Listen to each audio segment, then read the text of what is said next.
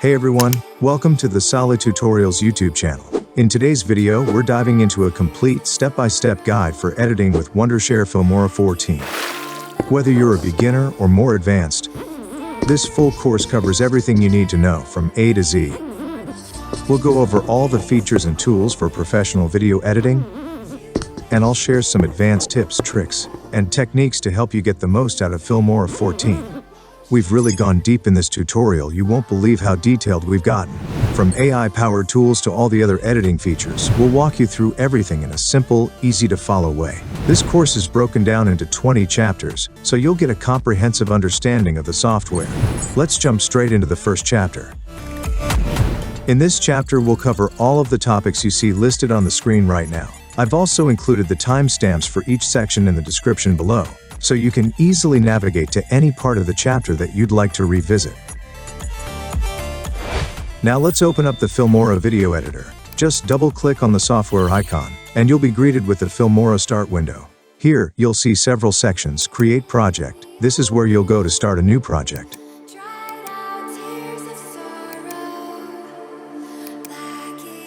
Filmora highlights popular tools and effects in this section. Local projects here, along with other useful info. Filmora Cloud. This is your personal cloud space for uploading and saving presets or other files. Creator Hub, a place to access high-quality video editing tutorials from both Filmora and other creators. Toolbox. This special section houses all the tools you'll need, including the AI tools.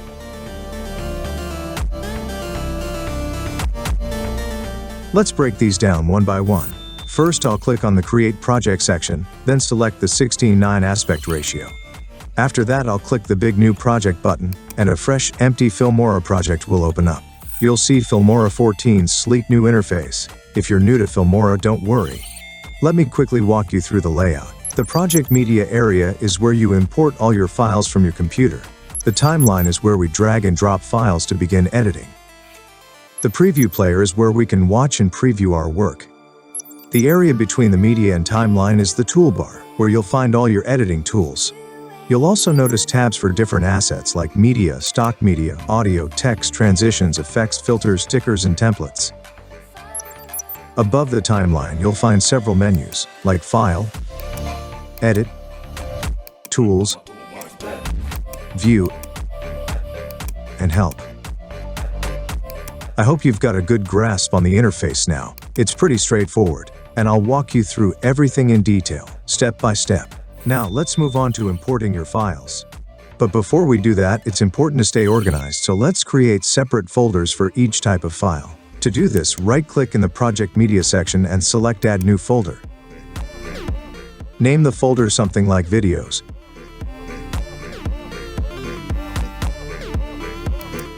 I'll also create separate folders for images and audio.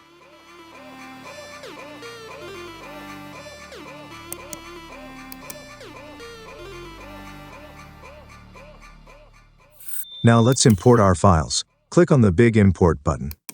This time I'll select the Videos folder and click Open. As you can see, the videos have been imported directly into our Videos folder. I'll do the same for images and audio, ensuring everything is placed in the right folders. It really helps to keep everything sorted, especially as your project grows.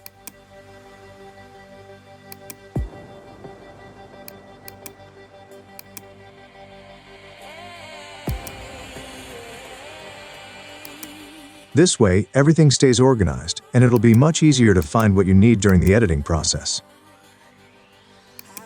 One of my favorite features is the Smart Media Search. You should definitely give it a try. With Smart Search, you can search your footage by faces.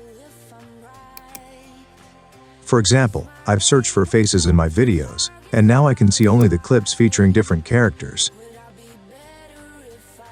If I select a face, only footage with that character will show up.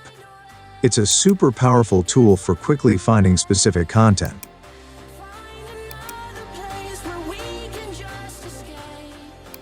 In addition to that, you have Default Search, which lets you search for footage using keywords. Both search features are really handy. If you collapse the folders and go back to the Project Media section, you'll see all the imported files in one place, videos, images, and audio all mixed together. But don't worry, you can easily filter everything. Over on the right side of the media, there's a filter button. You can use this to show only certain types of files. For example, select video to only display videos, audio for just audio files, images for images. You can even apply a compound clip filter. You can also adjust the thumbnail views of your media. Just click on the media thumbnail view and choose between list view, large thumbnails, or small thumbnails.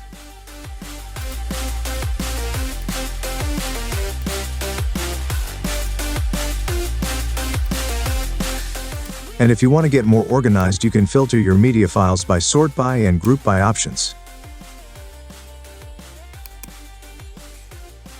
On the left side above the media, you'll find the import button.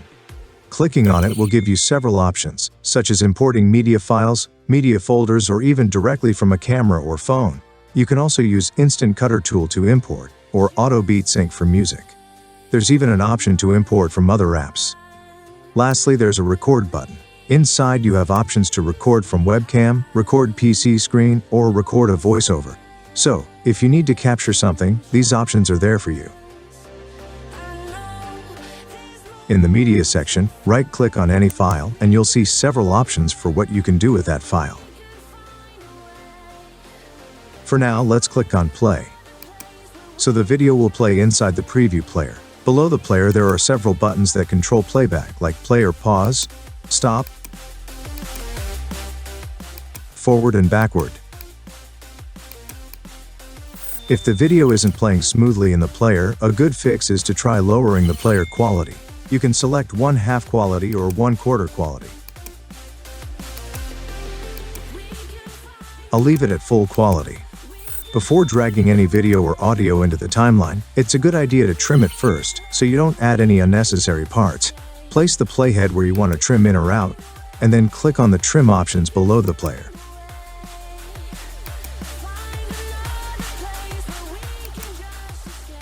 You can also trim the clip directly in the media section. Just grab the start or end of the video clip and drag it to trim.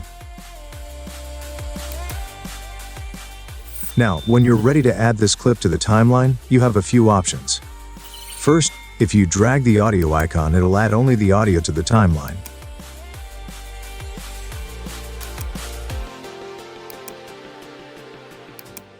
While the video icon will add just the video. When adding a video clip to the timeline, you'll be asked to choose the project settings. There are two options: Match to Media, which sets the resolution to match the video's resolution. Keep Project Settings, which uses your preset project settings. I'll choose Match to Media with a resolution of 1920 by 1080 and 25 fps. This slider you see on the timeline is the playhead. The playhead is the vertical line that shows you the current frame of your video. It indicates where you are in the editing process and which part of the video will appear in the preview window. You can also drag and drop any file directly from the media section into the timeline, and then choose your project settings. Or, if you prefer, click the plus sign below the thumbnail of any file in the media section to add it to the timeline, and then choose your project settings. Once your video is on the timeline, right-click on it to access various editing options. For example, if you click on Crop to Fit, your video will be cropped and adjusted to fit the project settings. To crop a video or image, first select the footage on the timeline. Then, click on the Crop tool in the toolbar. You'll be able to crop your video in various ratios, like Custom Crop or the preset ratios listed in the ratio box. For this project, I'll choose the 16:9 ratio. Next, adjust the crop position to your liking, and click Apply to confirm the crop. Along with the crop tool, there's also the pan and zoom feature. To use it, go back to the crop tool. Then click on the pan and zoom section. Here, you can set the start and end positions of the video to create a zoom effect.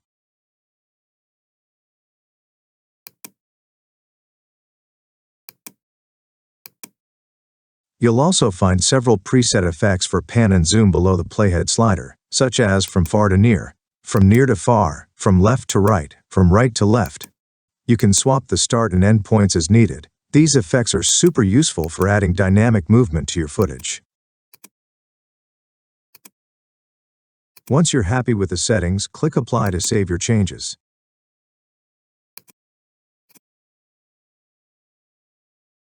Now let's talk about splitting your clips. You have several ways to do this. First, place the playhead on the timeline at the position where you want to split the clip.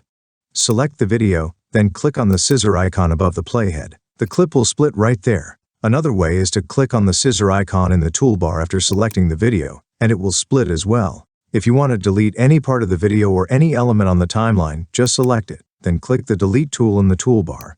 You'll also see buttons for Undo and Redo in the toolbar. Undo reverses the last action you performed, while Redo reapplies an action you previously undid. Filmora 14 also comes with a magnet timeline feature. When it's enabled, clips will automatically snap together as you move them, preventing gaps or overlaps. This makes it easier to arrange clips precisely and keep your edit neat.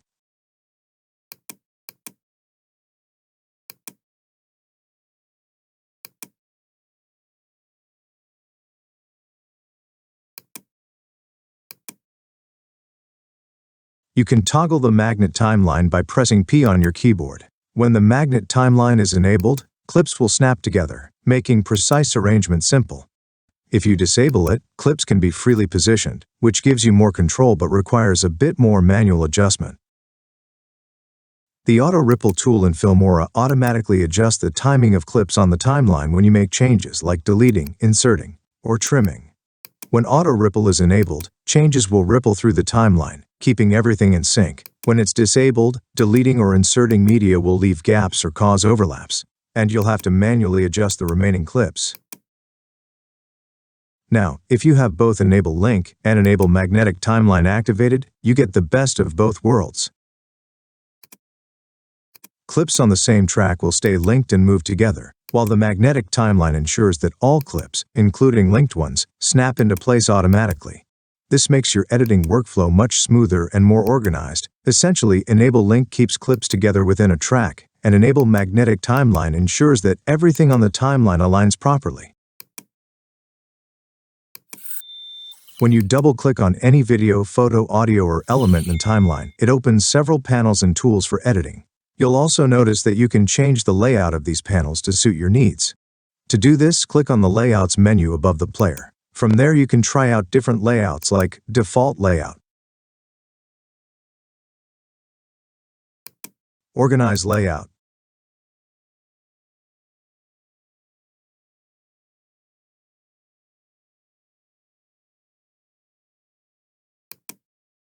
Timeline Layout.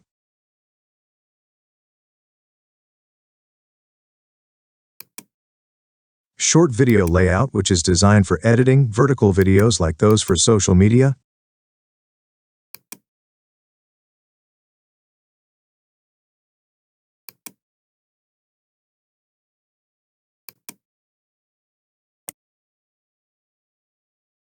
For now, I'll choose the Classic Layout. These layouts in Filmora allow you to quickly switch between different workspace configurations, optimized for specific tasks. Next, click on Display Settings below the Preview player, then select Change Project and Aspect Ratio. Here you can adjust the project settings such as Aspect Ratio, 16:9 widescreen, Resolution 1920 by 1080 Full HD, Frame Rate 25 FPS, Color Space, SDR-Rec, 709. These settings are essential as they define the overall quality and compatibility of your final video.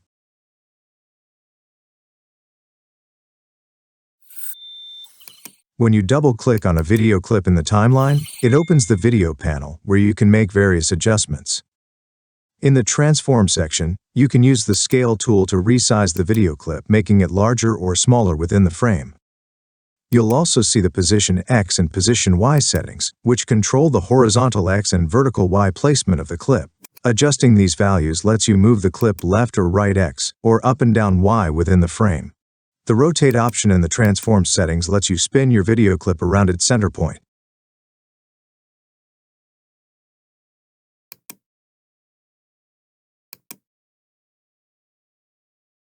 In the transform settings, you can also flip the video either horizontally or vertically, creating a mirror image. These adjustments can be combined for unique effects like flipping the video and then rotating it.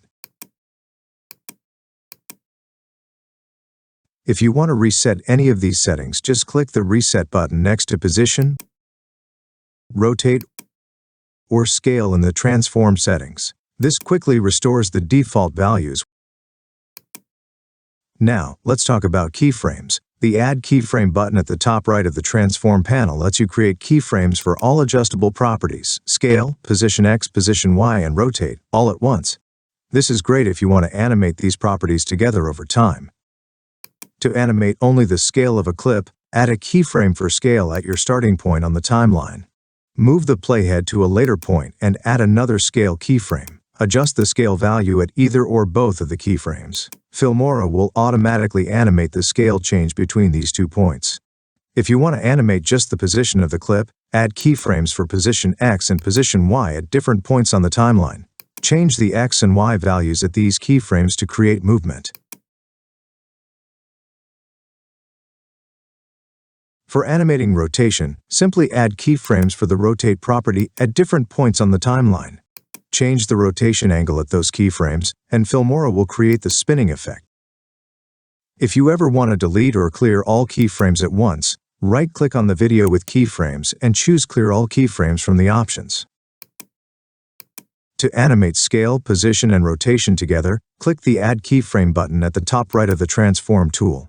This will create keyframes for scale, position X and Y, and rotate at the current playhead position. Then, move the playhead. Add more keyframes as needed. At any keyframe, you can adjust the values for scale, position, and rotation. Changing these values at a keyframe will affect the animation, influencing how the property changes over time between that keyframe and the adjacent ones. The skyline's glowing, takes me back in time to laughter and long nights we left behind. Filmora will animate all 3 properties simultaneously between those keyframes. Chasing horizons with open eyes. Yeah, I walk along where we once ran, through streets that still hold the shape of our plans. The skyline feels like a friend I knew, holding the echoes of me and you.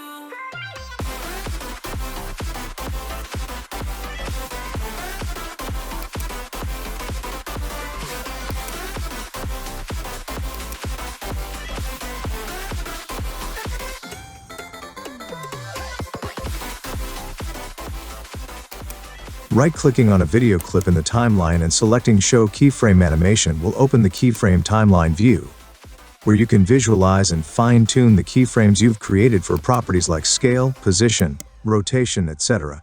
This view gives you more precise control over animation timing and easing. You can also adjust the position of the keyframes here.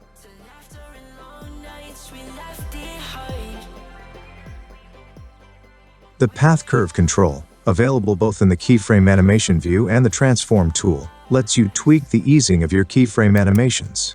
The path curve is a visual graph that shows how a property changes over time. This is visible as lines on the preview player, allowing you to fine-tune how your animations feel.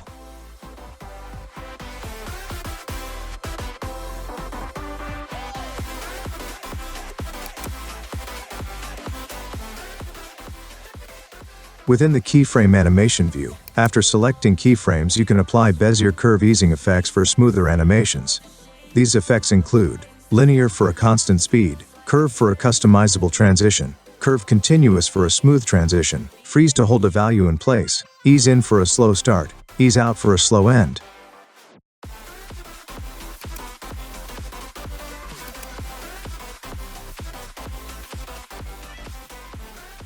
Beyond using the preset Bezier curve effects, you can manually adjust the animation curve graph. This provides you with highly customized control over the acceleration and deceleration of your animations, giving you unique, nuanced movement.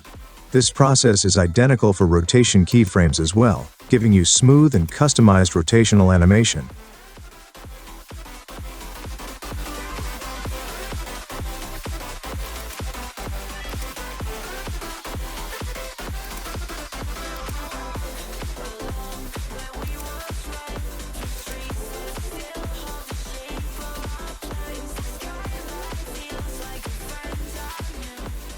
The keyframe animation area can be toggled on or off by clicking the keyframe animation button located on the video clip in the timeline. Clicking once reveals the keyframe animation, and clicking again hides it.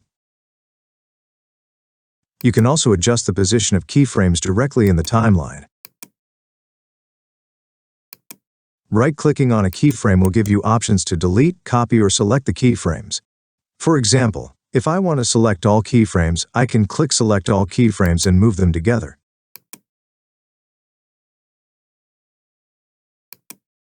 To copy keyframes, right-click, then select Copy Keyframe. Then, move the playhead to the position where you want to paste the keyframe. Right-click again, click on Paste Keyframe here, and the copied keyframe will be pasted.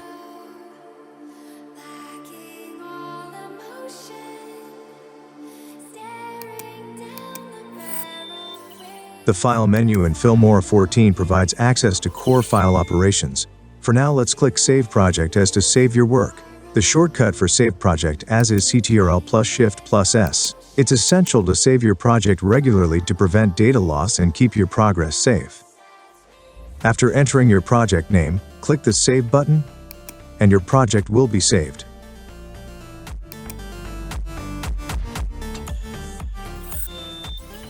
Next, drag a second video clip from your media library and drop it onto the timeline above the existing video clip. This will create a new video track. Select the top video clip you just added and double-click it. This opens the compositing controls, which are typically found in the video panel. Within the compositing controls, you'll find the blending mode drop-down. This menu includes various options like normal, multiply, screen, overlay, and more. Try experimenting with these to see how the top video blends with the one below it.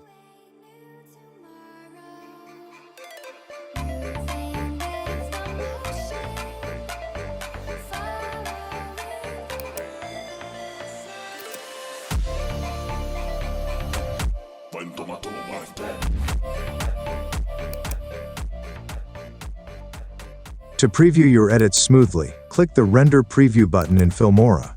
This generates a temporary, lower-quality render of a section of your timeline, providing smoother playback for complex edits.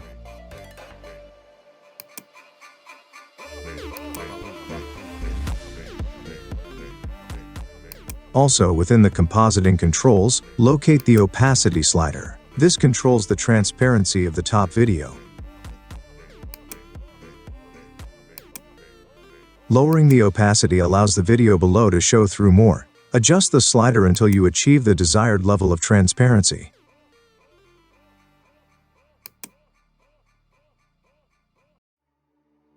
To create a fade-in opacity animation on the top video track, first, position the playhead where you want the fade-in to begin. In the compositing panel, add an opacity keyframe. Set this initial keyframe to the starting opacity value, for example 50%. Then, move the playhead to where you want the fade-in to end. Add another opacity keyframe, and set it to 100%. Filmora will automatically animate the opacity change from the starting value 50% up to 100%, creating the fade-in effect. Below the preview window, you'll find controls to adjust the timeline view. Use the plus and minus buttons to zoom in and out. To modify a video's background, double-click the clip in the timeline. In the video panel's basic section, find the background tool and toggle it on. Open the type box and choose from options like blur, color, or pattern. For example, in color, you can select a solid color for the background.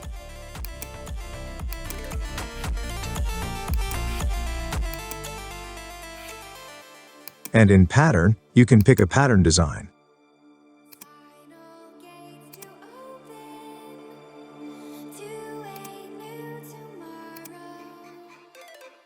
By selecting blur, you can choose from various blur styles such as direction blur, grainy blur, color blur, and more.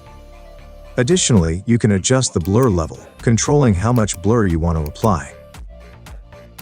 The background tool is especially useful when the aspect ratio of your footage doesn't match your project settings. It allows you to fill any empty space with a color, pattern, or blur, effectively improving the visual composition of your video.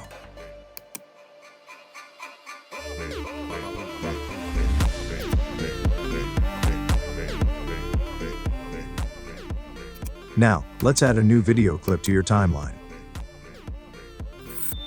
Double-click the clip to open the video panel. Scroll down to the Basic section and find the Auto Enhance tool. Toggle it on to activate the effect. Auto Enhance acts as a quick video improvement tool by automatically adjusting brightness, contrast, saturation, and sharpness.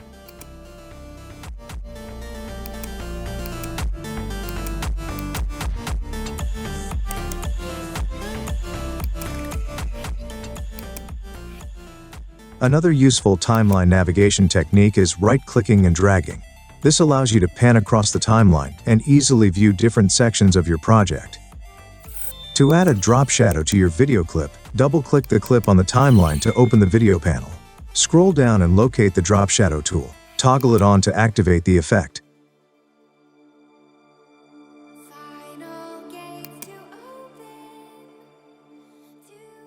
In the drop shadow controls, you'll find different shadow types to choose from: soft, tiled, projection.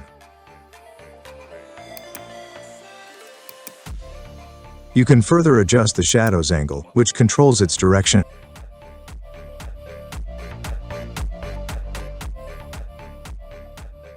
Additionally, by adding keyframes to the angle property within the drop shadow controls, you can animate the shadow's direction over time, creating dynamic and engaging effects.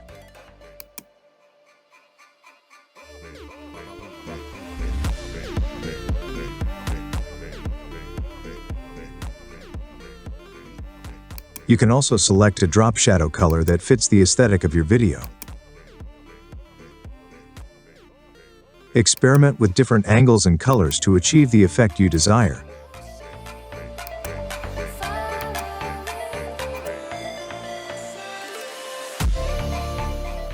To further refine your shadow, adjust its distance, blur, and opacity to fine-tune how the shadow looks in relation to your video.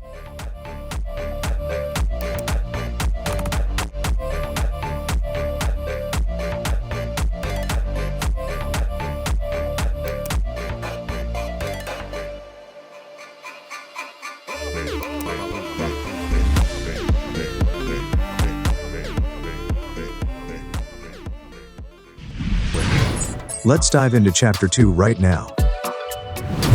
In this chapter, I'm going to walk you through everything from basic masking to advanced masking effects. I've also included the timestamps for each section in the description below. Masking is a really powerful tool. It lets you hide or reveal parts of a video clip. Filmora has some great tools that make it easy to create and adjust these masks. For this demo, I've already added a video to my timeline. I'm going to double-click on it, and then I'll head over to the Masks section in the video panel and click on it.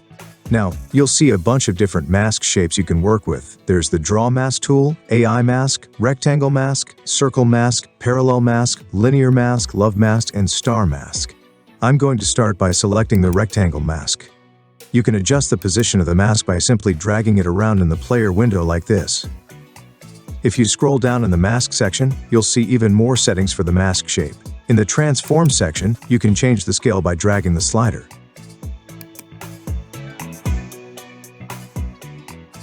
You can also adjust the width of the rectangle mask like this.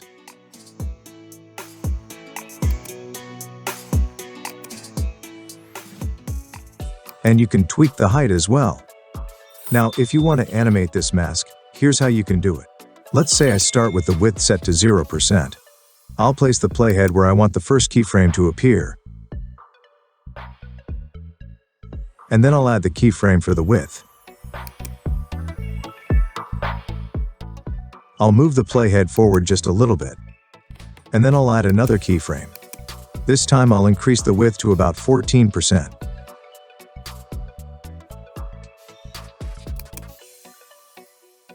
To adjust the timing of your animation, just change the gap between the keyframes.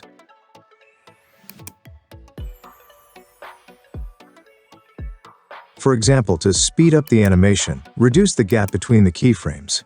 Now we've got a nice animation for the mask that gradually opens up. You can add more keyframes to create multiple animations like this.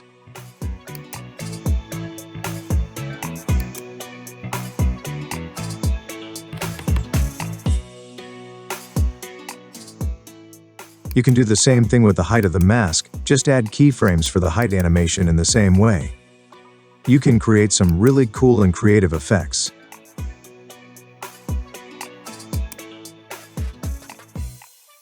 I'm also going to show you how to animate the position of the mask. For this, I'll split the video.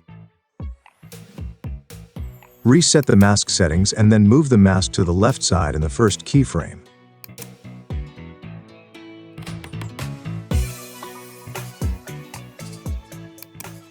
After that, I'll move the playhead forward a little bit, and in the second keyframe, I'll move the mask from the left to the right side. This gives us a mask animation that moves from left to right.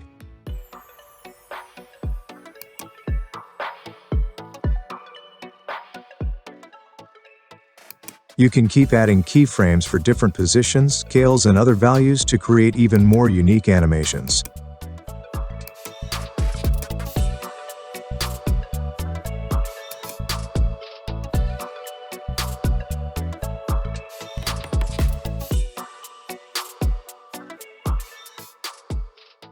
Another cool thing is that you can add a blur effect to your mask. This blur strength setting controls the softness of the mask's edges. If you increase the blur, the edges get softer, and if you lower it, the edges become sharper.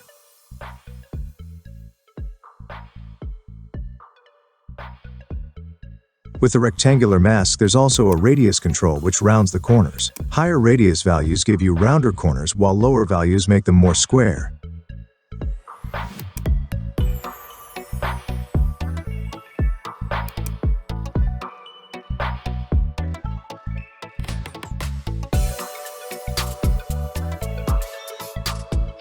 And by the way, in Filmora 14, you can even invert your masks. That's another cool way to play around with effects. The Invert Mask toggle, usually located at the bottom of the Mask Transform tool, reverses the effect of the mask.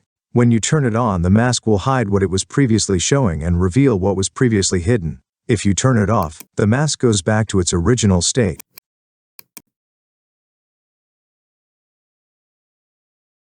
Along with rectangular masks, Filmora 14 also offers other shapes, like the circle mask, which allows you to create circular or elliptical masks. Another mask shape available in Filmora 14 is the parallel lines mask. This creates two parallel lines that define the masked area. You can animate this mask, just like the others, using keyframes. You can change the width, blur strength, position, and the distance between the parallel lines over time to create some dynamic masking effects. Then there's the linear mask, which creates a straight line that defines the edge of the masked area. You can move this line to control which side is visible and which is hidden. You can also adjust the blur strength to control the softness of the mask's edge. As with the other mask types, you can animate the linear mask using keyframes. For example, by adding keyframes to adjust the position, you can move or rotate the mask over time to create dynamic transitions or reveals. If you drag a video clip with an animated linear mask to the top track and animate the mask's position from left to right, you'll create a smooth transition effect. The area revealed by the moving mask will seamlessly show the video on the track below, giving you a dynamic wipe effect.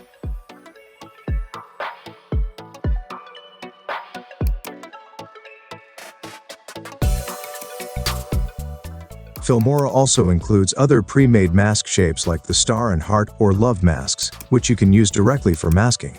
If you want to remove a mask, just click the None button. And if you have custom mask shapes you want to import into Filmora 14, click the Import button on the far left of the mask section. Now let's move on and create an advanced masking effect. First, I'll exit the current project. To do this, I'll go to the File menu, and then choose New Project with a 16:9 widescreen format. Now I've got a fresh project open. I'll import a video for masking it. and drag it to the timeline. Next, I'll double-click on this video, then click on the mask section. This time, I'm going to use the Draw Mask tool to create a more creative effect. If you look at this video, it has areas of mountains, water, and sky. I'm going to use the Draw Mask tool to outline the water and mountain areas like this. You add points by clicking with the left mouse button.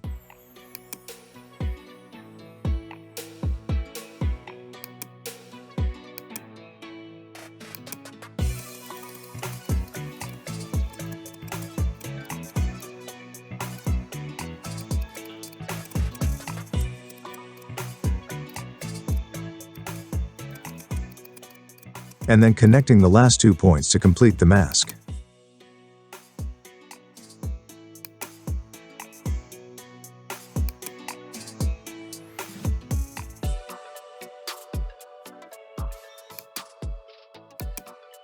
Once the mask is created, you can adjust its opacity and also tweak the blur strength if you want. Now that the mask is in place, I'll add a background to go behind the mask. I'll go back to the media section and import another video. And drag it to the timeline.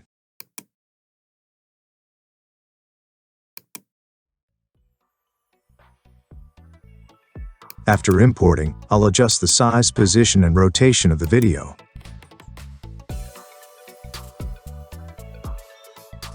You can also flip it if needed.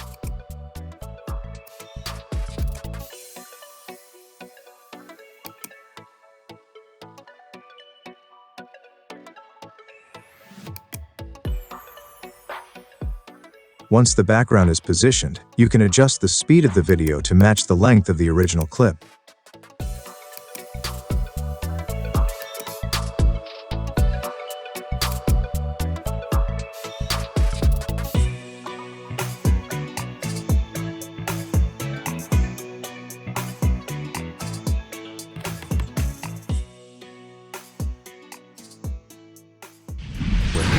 It's time to begin Chapter 3.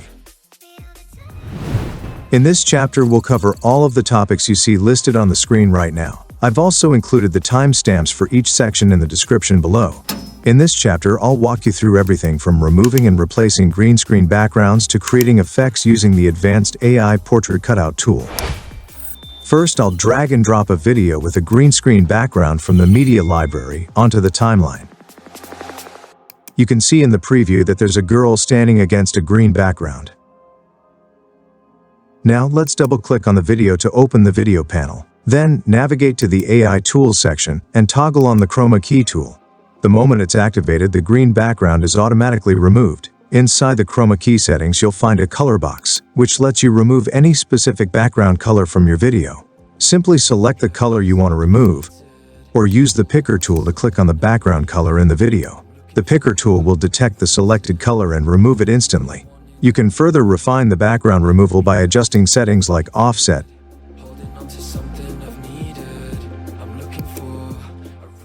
tolerance,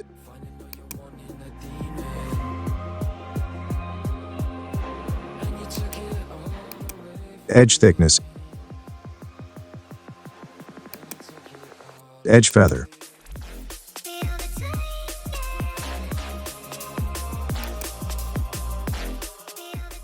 Now let's replace the background. To do this, I'll move the green screen video to a higher track on the timeline, creating an empty track below it. In this lower track, you can add an image or a new video as the background. I'll drag and drop a video here.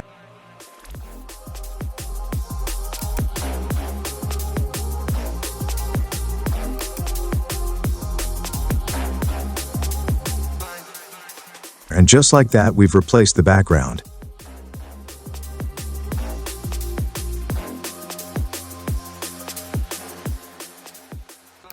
To keep things seamless, I'll make sure both clips are the same length. Let's go over another great example of background removal using a green screen. I'll drag and drop this video onto the timeline. Before removing the green screen from the laptop screen, I want to crop the video to fit. This time I have a clip where a girl is holding a laptop, and the laptop screen is green. Then, just like before, I'll go to the Chroma Key tool and enable it. Feel the waves cut through. As you can see, the green background within the laptop screen is now removed. Now, I'll add a new background video to the lower track of the timeline to replace it. Next, I'll double-click on the background video. Using the Transform tool, I'll adjust the size, position, and rotation to make sure everything fits perfectly. Paint the skies, all because of you. Now, we've successfully removed and replaced the green screen background of our laptop screen and aligned it properly. Only you. I'll also trim any extra parts from both videos to keep everything clean and polished.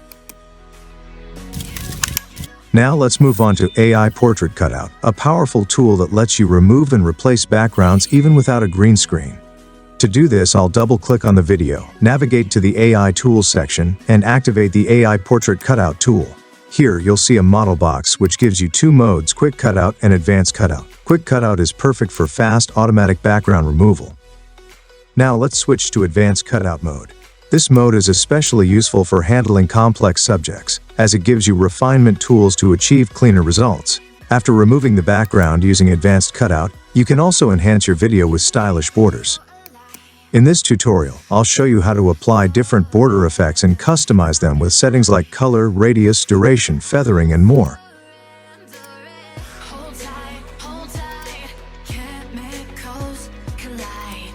Hold tight, hold tight, hold tight. Dripping down. Once your background is removed using Advanced Cutout, you can further enhance your video with animated HD backgrounds. Inside the stock media library, you'll find a variety of background categories, including liquid backgrounds, motion backgrounds, retro backgrounds, and more. Take some time to explore these options and choose a background that best fits your video style. For this example, I'll select the retro backgrounds. I'll drag and drop it onto a track below my portrait video on the timeline. This places the background behind my subject, creating the desired composite effect. Next, I'll adjust the length of both videos and trim any excess parts. Then I'll click on Render Preview to ensure everything runs smoothly. As you can see, this creates a beautiful, vibrant effect. Now, let's explore another amazing effect using the AI Portrait Cutout tool, the Text Behind Subject effect. First, I'll drag my video clip onto the timeline and activate the AI Portrait Cutout tool. I'll choose Quick Cutout mode, which instantly removes the background.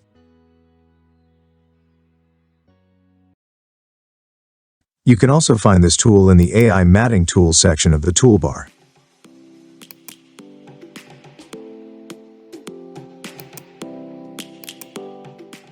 Once the background is removed, I'll go to the Text tool and click on Quick Text to add a text layer. By default, the text appears on the bottom track of the timeline, but for now, I'll move it to the top track to make editing easier. Then I'll customize the text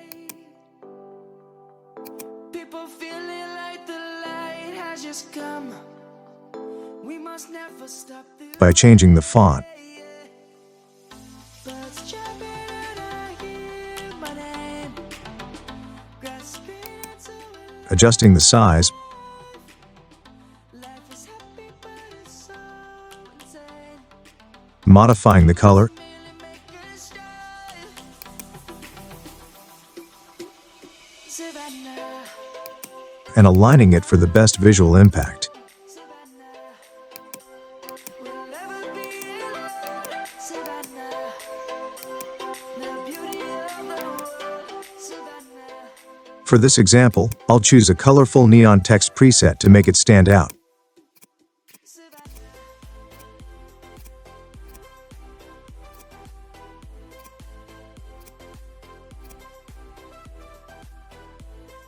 Next, I'll adjust the text's size and position in the Transform tool so that it fits seamlessly into the scene. Light is gonna come. The birds have just Then, I'll duplicate the video, we will always take a stand and position the text layer in between. for the land. By repositioning the video layers and extending the text duration, everything stays aligned.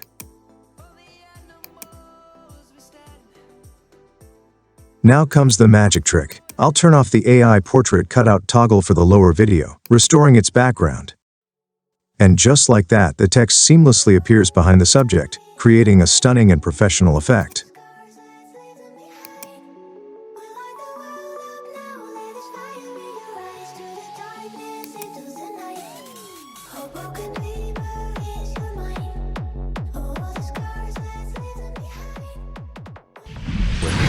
Let's explore Chapter 4 in detail.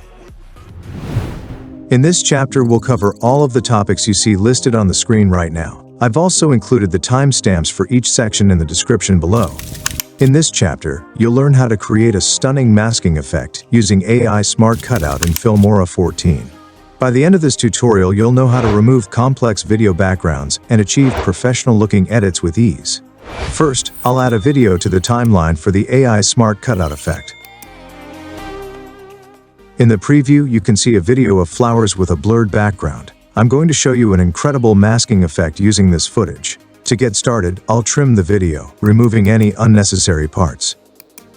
Then, I'll double-click on the video and navigate to the AI Tools section. Scrolling down, I'll enable the Smart Cutout tool by toggling it on. Alternatively, you can access it through AI Matting tools. Once activated, the Smart Cutout window appears. Filmora's Smart Cutout tool automatically detects and removes backgrounds, allowing you to isolate objects for seamless background replacements and creative compositing effects. For better precision, use the zoom feature to refine the cutout edges and the pan tool to adjust the subject's position within the frame. These tools help fine-tune the Smart Cutout effect for the best results. The brush tool lets you adjust the cutout more precisely. I'll select the brush tool, adjust its size,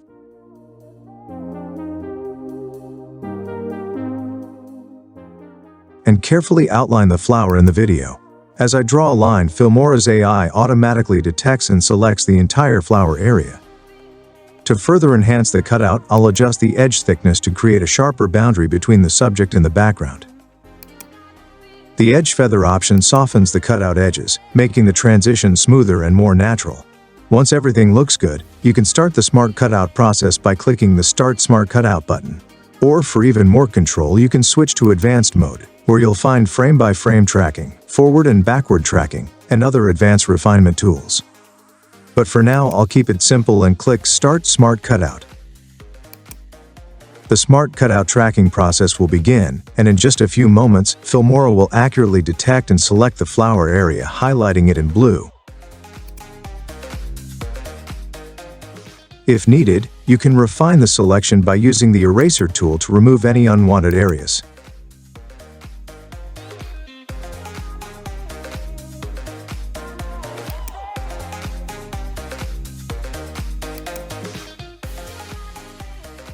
Once everything looks perfect, just click Save. In just a few seconds, the background is removed, leaving us with a clean, professional-looking result. I highly recommend this tool for removing backgrounds from objects like this. It works especially well for inanimate objects while maintaining a professional, clean cutout. Now, let's take this effect to the next level with a creative masking trick using this flower. First, I'll duplicate the video and place the copy below the original clip. Then I'll double-click on the lower clip, go to the Smart Cutout tool and turn off the toggle. This will restore the background of the lower video. Now it's time to get creative. I'll go to the Effects tab and search for a black and white effect. Simply typing B and W in the search bar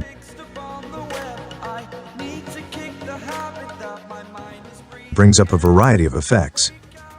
I'll choose the B and W effect and drag it onto the lower video track.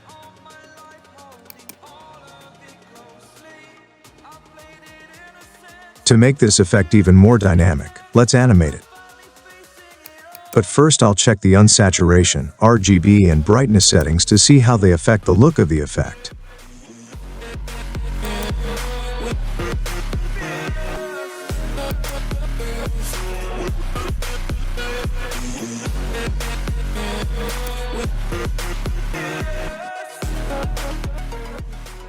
Now, I'll add animation keyframes.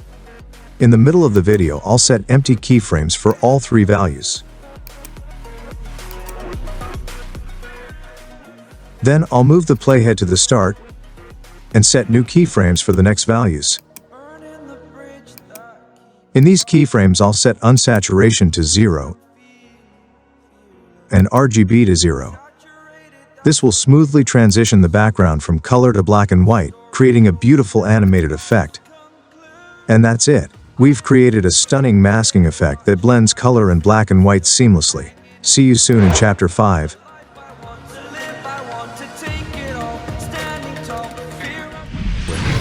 Let's get started with Chapter 5 now. In this chapter, we'll cover the basics of audio editing.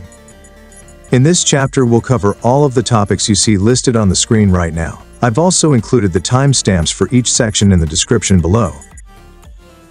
To start, I have a video on the timeline that already includes audio. Learn how to refine your audio tracks, remove unwanted noise, and add professional-grade music and sound effects. I'll double-click on the video and go to the audio section. Then, I'll click on the Basic tab. At the top, you'll see options to zoom in on the audio timeline and move the playhead. This makes it easy to navigate and control your audio. If you scroll down, you'll find all the essential audio editing tools in this section. The first tool we'll use is the Adjustment tool. With this, you can increase or decrease the volume using the slider. Learn how to refine your audio tracks, remove unwanted noise, and add professional-grade music and sound effects.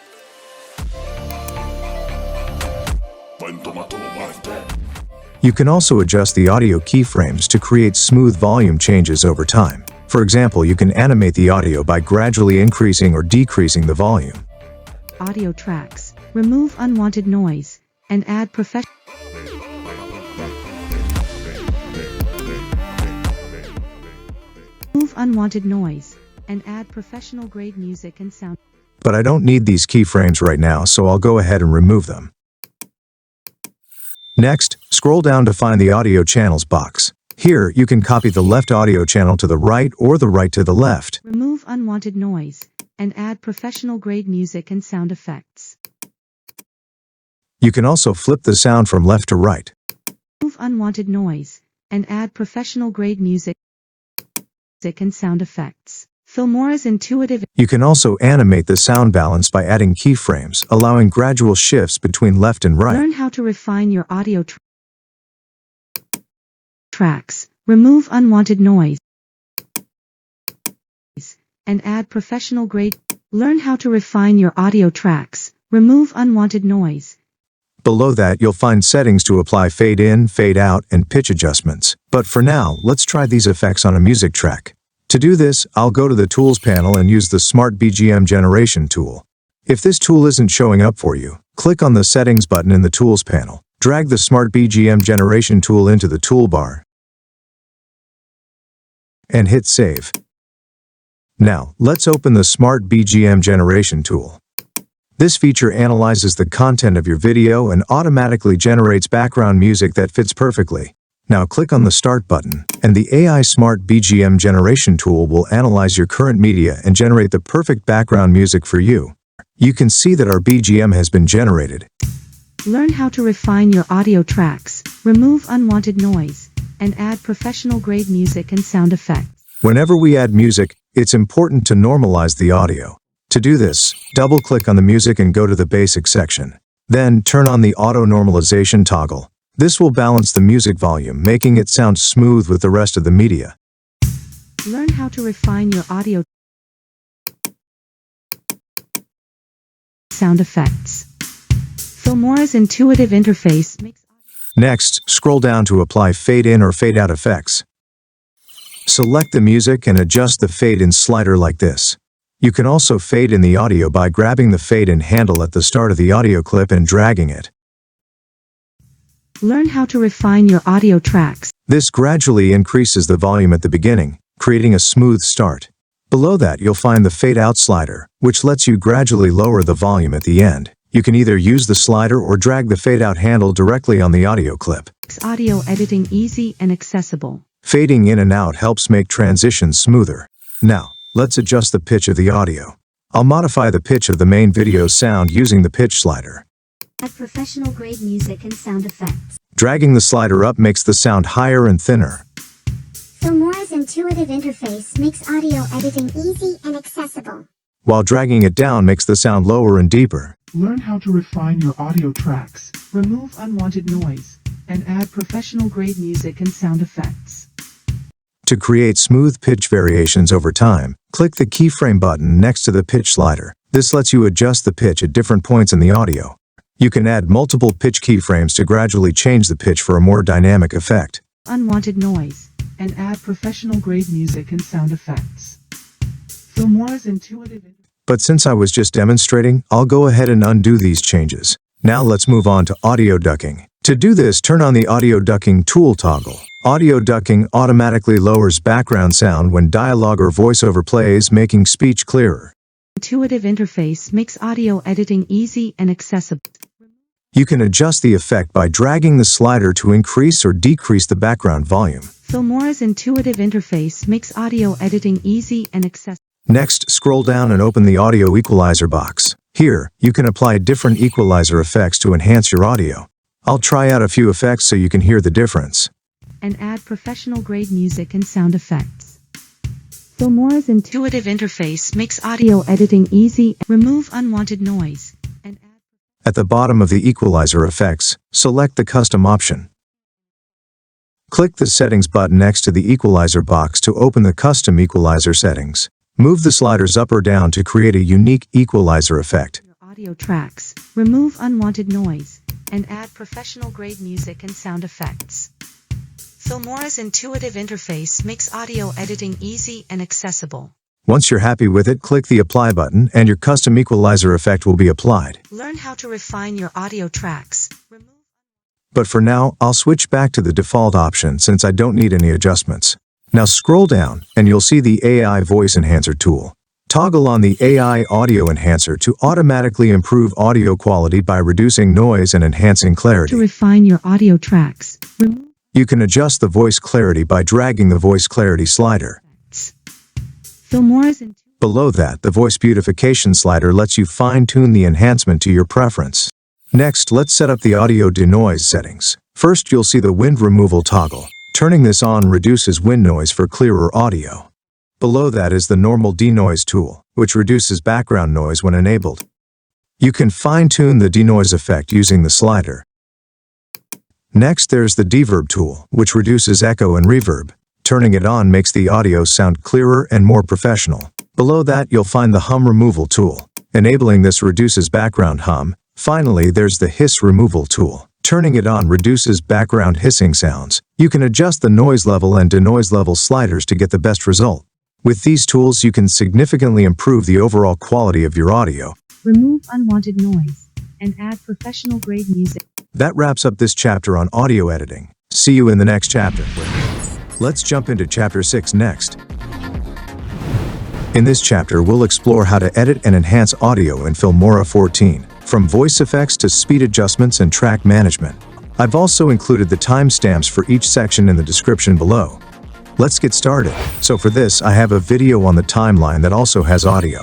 With it selected, I go to the audio panel, and here I click on the voice changer section. Voice filters in Filmora 14 apply preset audio effects to your voice recordings, instantly changing their sound. Learn how to refine your audio tracks, remove unwanted noise, and add professional-grade music and sound effects. Filmora's intuitive interface makes audio editing easy and accessible. For example, I try some of these voice filters, and I adjust the given sliders by increasing and decreasing them. Great music and sound effects. Filmora's intuitive interface makes audio editing easy. Learn how to refine your audio tracks, remove unwanted. Learn how to refine your audio track. After trying a few voice filters, now I click on the voice characters section, and from here I try some voice characters. Learn how to refine your audio tracks. Remove unwanted noise. Voice characters are ready-made voice effects to make you sound like a chipmunk, male minion, or other characters. Learn how to refine your audio. Learn how to refine. Learn how to refine your audio. Learn how to refine your audio tracks. Remove unwanted noise. Learn how to refine your audio tracks, remove unwanted noise, and add After that, let's apply speed now. Learn So how for to that, go to the speed panel. And here you can adjust the speed by increasing and decreasing the speed slider. Remove unwanted noise and add But I want to apply speed to this music. So for that, I select the music below. So now I apply speed to the music below. This audio speed works the same as the video speed. remove unwanted noise and add And disable the video above.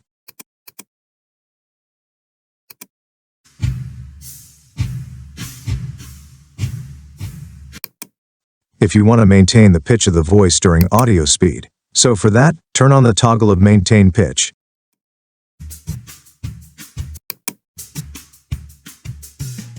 After that, let's now try speed ramping effects on this audio. Click on the speed ramping section.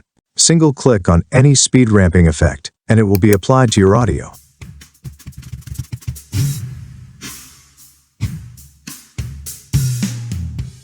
You can edit any speed ramping effect by dragging the graph to create new speed ramping effects. These speed ramping effects also work the same as video speed ramping.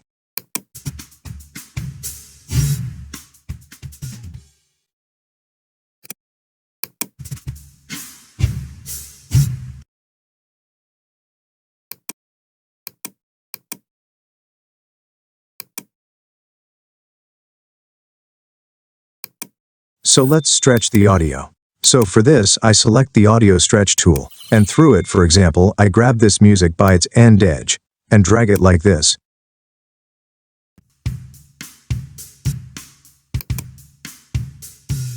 You can stretch the length of any audio more or less through audio stretch. To detach the audio from any video, right-click on that video on the timeline. And then click on the Detach Audio option. Alternatively, you can also press the shortcut Ctrl+Alt+D from the keyboard, so the audio will be detached from your video. Some people also know this feature as audio extract. To hide any track, click on the eye icon next to it, then that track will be hidden. To show the track again, click on the same eye icon again, then the track will be shown again. To lock any track, you can click on the lock icon next to it. Now this track is locked, and we cannot edit it, we cannot even select it. And in the same way we can lock video and audio tracks.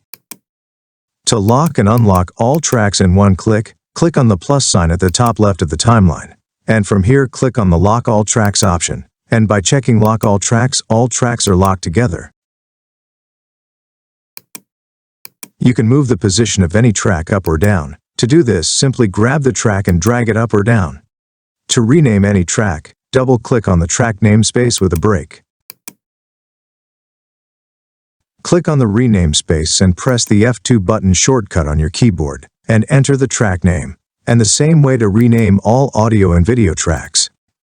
To add an empty video track, click on the same plus sign, and then click on Add Video Tracks. Then you will have an empty video track added to the timeline.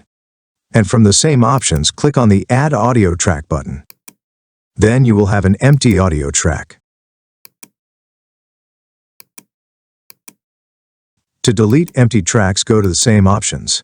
And from here click on Delete Empty Tracks, and the empty audio and video tracks on your timeline will be deleted. Magnetic Timeline automatically sticks clips together so you don't have gaps. Turn it on for easy editing, off for precise placement. Link keeps audio and video together when moving clips. Timeline snaps help align clips perfectly to the timeline markers or other clips. Enable them for precise cuts and placement, and disable them for freeform editing without snapping constraints. In the same Add button options, you can adjust track height. Adjusting track height lets you see more or less detail of your clips, small for an overview, and big for detailed waveform or thumbnail viewing. Normal for standard editing. You can also adjust the height of your tracks this way.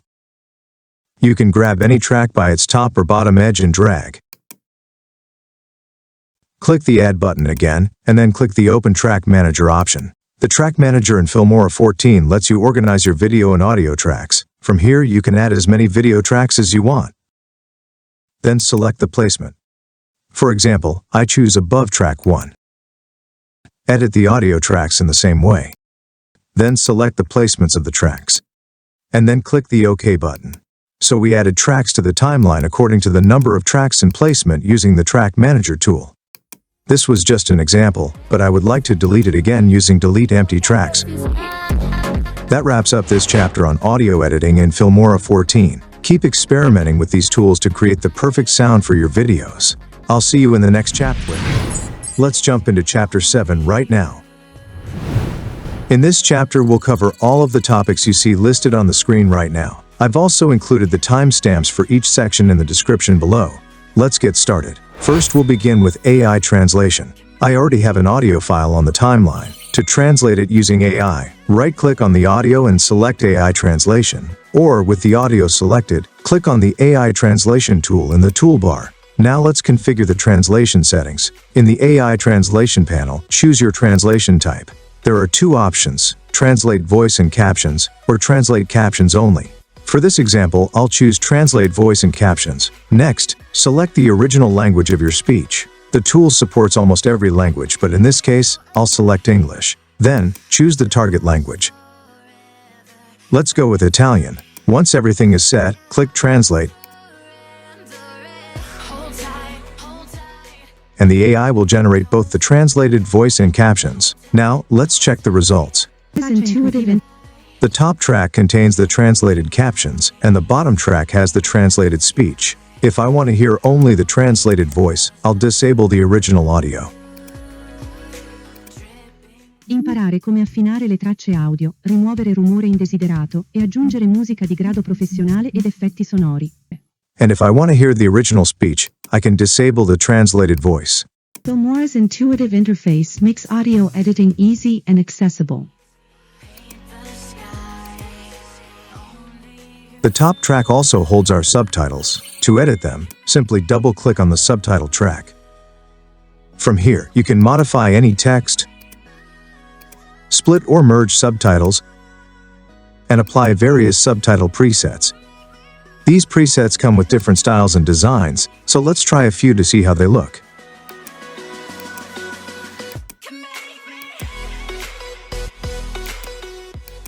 To customize the subtitles further, go to the Customize section.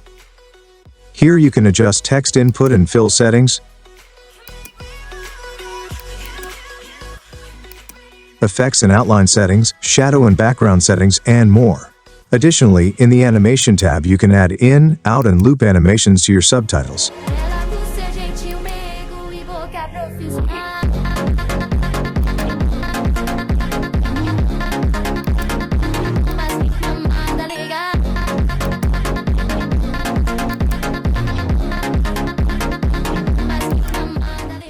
You can also change the text size, bold the text, or choose a different font like Bebas. But for now, I'll leave the default settings. Now let's generate text-to-speech using the same subtitles. With the subtitle track selected, click on the Text-to-Speech tab. Here, set your language. I'll choose Italian since my text is in Italian. Then open the Select Voice dropdown. You can choose from categories like narration, ads, social media, and education, or leave it set to all. If you want, you can also use the voice cloning feature to replicate your own voice. But for now, let's preview some AI-generated voices. Wondershare, creatività semplificata. Wondershare, creatività semplificata. There are plenty of high-quality male and female voices to choose from. Wondershare, la creatività semplificata. Wondershare Creatività Semplificata. Once you find the one that fits your needs, click Generate, and the AI will create the voiceover instantly. Let's listen to the Italian text-to-speech we just generated. Imparare come affinare le tracce audio, rimuovere rumore indesiderato e aggiungere musica di grado professionale ed effetti sonori. L'interfaccia intuitiva di Filmora rende l'editing audio semplice e accessibile. Sounds great, right? Now, let's generate speech to text. I'll disable the subtitle track and use the Italian speech audio for this step. With the audio selected, right-click and choose Speech to Text. Here, adjust the speech-to-text settings. First, choose the language of the audio. This time, instead of selecting Italian, I'll use Auto Detect, which automatically identifies the language. Below that, there's an option to translate the transcribed text. Let's say I want to translate it into Arabic. I'll select that as the target language. Next, choose whether to apply the transcription to clip selection, which affects only the selected audio clip, or the entire timeline sequence. I'll go with clip selection.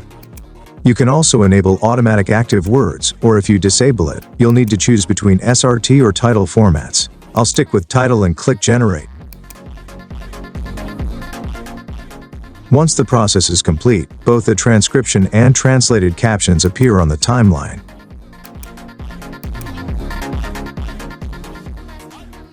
You can choose to display both captions on screen or disable one of them, leaving only a single language visible.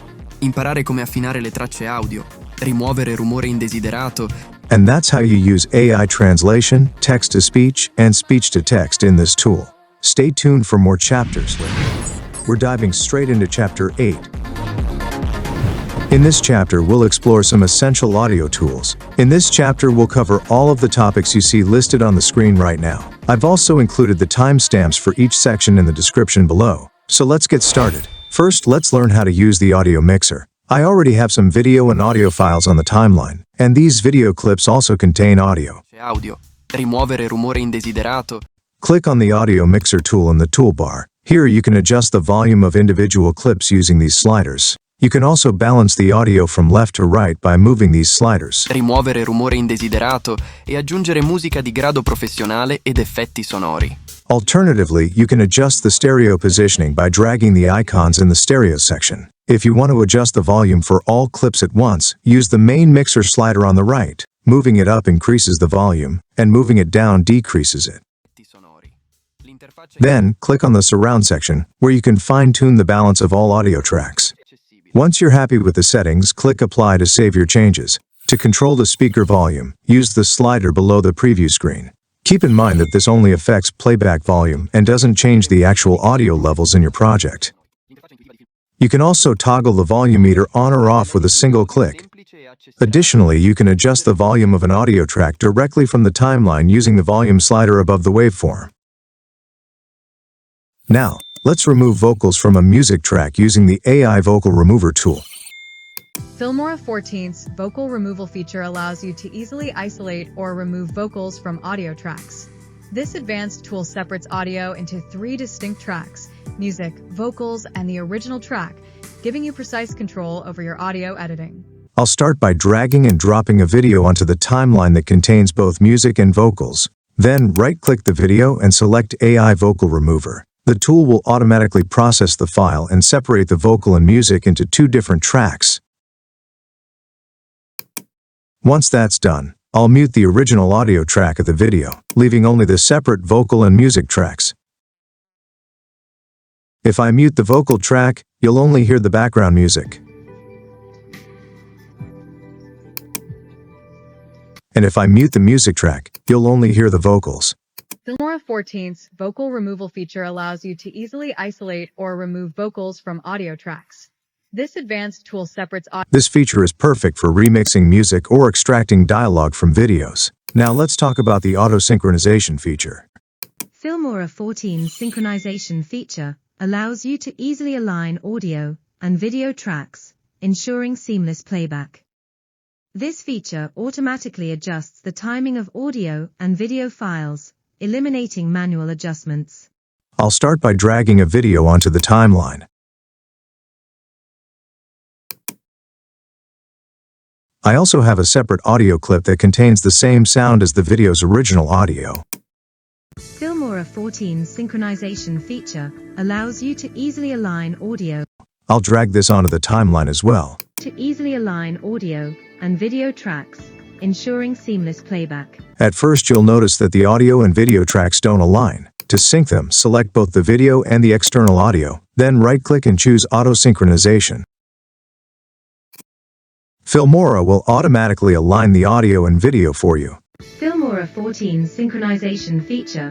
Once synced, I prefer to mute the original video's audio and use the external audio as the primary source. Tracks, ensuring seamless playback. This is especially useful when recording with an external microphone. If needed, I can also mute the external audio and unmute the video's original sound. This feature automatically adjusts the timing of audio. Either way, the tracks stay perfectly in sync. This tool has been incredibly useful for me, and I'm sure you'll find it just as handy. Eliminating manual adjustments. Stay tuned for more chapters. Let's get started with Chapter 9 now. In this chapter, we'll cover all of the topics you see listed on the screen right now. In this chapter, we'll explore 4 powerful color correction tools to enhance the look of your footage. I already have a video on the timeline. Let's start by double-clicking on the video to open the editing panel. Now, go to the Color tab. In the Basic section, the first thing we'll do is apply some quick color enhancements. Turn on the LUT toggle. Once it's on, you'll get access to a variety of built-in LUT presets. These LUTs instantly apply a professional-grade color style to your video. Click through these presets and see how each one changes the mood of your video. After selecting the one you like, adjust the strength using the slider below. This lets you control how intense the LUT effect looks.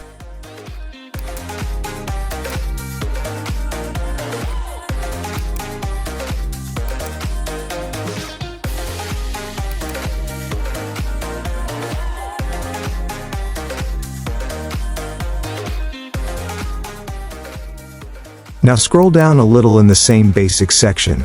Here you'll find a powerful new feature called the AI Color Palette tool. Turn on the AI Color Palette tool toggle.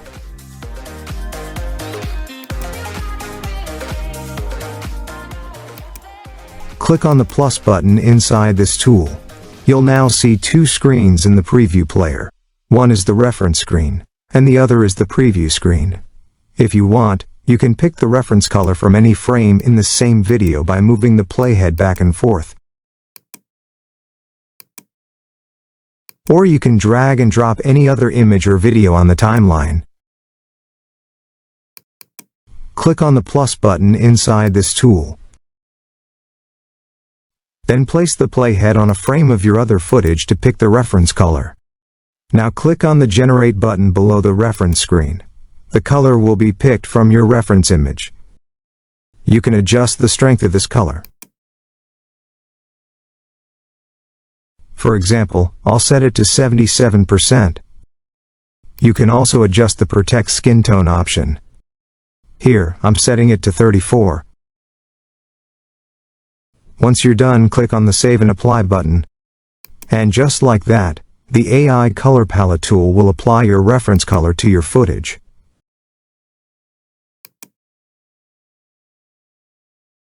To import any reference footage from your computer into the color palette, go back to the AI Color Palette tool.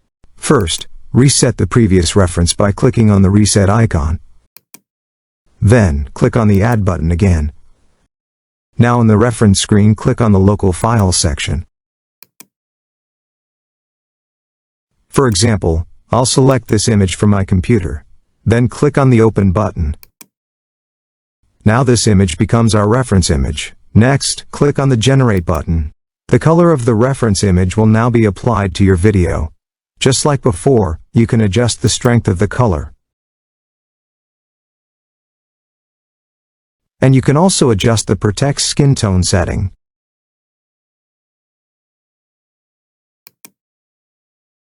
Once that's done, click on the Save and Apply button.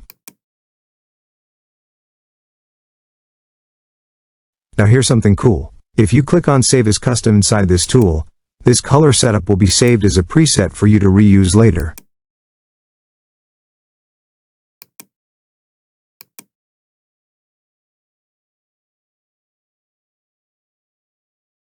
I'll turn off the toggle for the AI Color Palette tool again. Now scroll down to continue with the color adjustment of the video. First, turn on the color toggle. From here, start by adjusting the temperature of the video. Then adjust the tint, the vibrance and the saturation.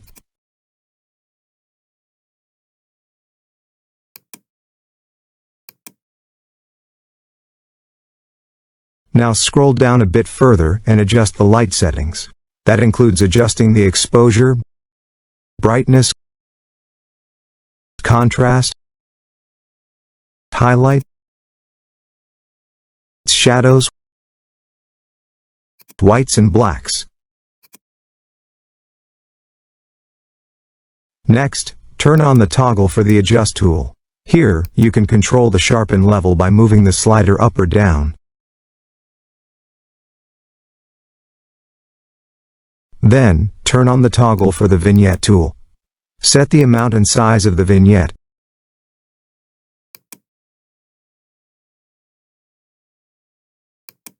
Now let's move on to the HSL section. This tool gives you control over the hue, saturation, and luminance of each individual color in your video. There are 8 colors you can control here. Use the hue slider to shift the color tone, saturation to control the intensity, and luminance to adjust the brightness of each color. Tweak these settings for all 8 colors to get the perfect look for your video.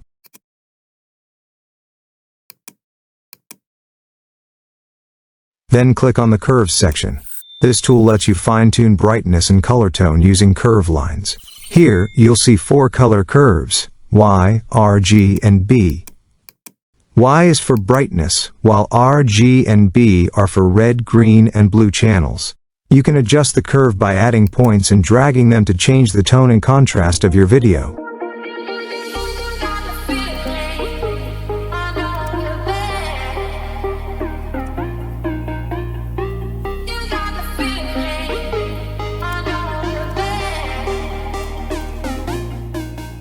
And if you want to target a specific color, click on the Curve Color Picker icon. With this, you can pick a color directly from your video and make precise curve adjustments based on that color. Click on the Color Wheel section next. This tool is great for grading highlights, midtones, and shadows separately. Here you'll find 3 color wheels, one for highlights, one for midtones, and one for shadows.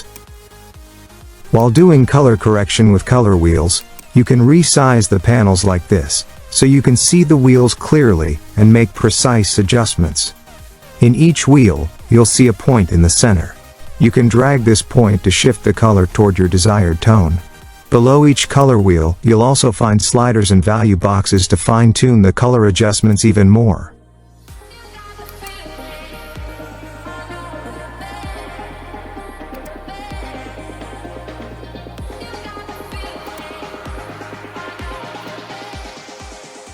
You can do powerful color grading by simply dragging these points around. Apart from that, you can also animate your color changes using keyframes. For example, after doing some color correction, I'll add a keyframe here. Then I move the playhead back and add another keyframe. In this second keyframe, I reset the colors of all the wheels. Now, the color grading smoothly animates between those 2 points. Color wheels are super helpful for both color grading and creating animated looks. And if you want to reuse the same look later, just click on Save as Custom. This will save your color settings as a preset. That's it for this chapter on color tools in Filmora 14. With these 4 features, you can completely transform the mood and style of your video. Stay tuned for more tutorials. Let's get started with Chapter 10 now. In this chapter, we'll cover all of the topics you see listed on the screen right now. To apply speed in Filmora 14, first, click on Stock Media, then go to the Library tab. Here, you'll find a variety of animated videos.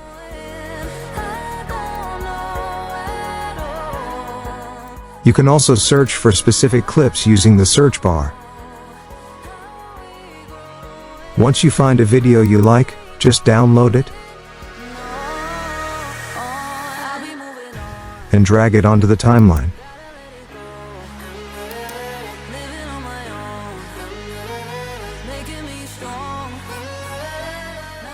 Now, to adjust the speed of the video, click on the Speed tool in the toolbar. Inside the Speed tool, you'll see several options: Uniform Speed, Speed Ramping, Slow, Fast, Normal, Add Freeze Frame, and Reverse Speed. Alternatively, you can double-click the video on the timeline to open the Speed panel, where you'll also find the Uniform Speed and Speed Ramping sections. You can adjust the speed from there as well. But for now, I'll use the Speed tool. Let's say I choose the Slow option, and then select 0.5 times. This will slow down the video to half speed.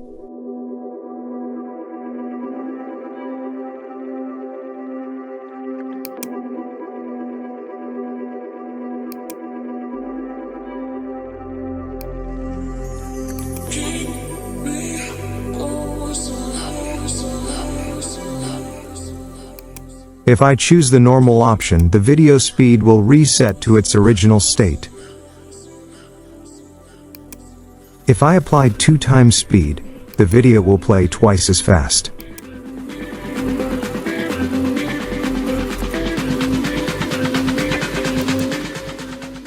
Similarly, 4 times will make it 4 times faster.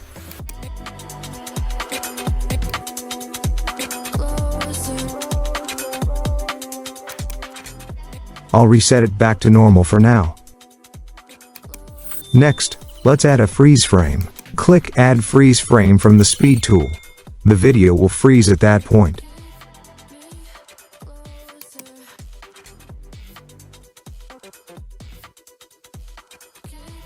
You can adjust the duration of the freeze by dragging its edge forward or backward. To manually set the duration, right-click on the freeze frame and choose Duration.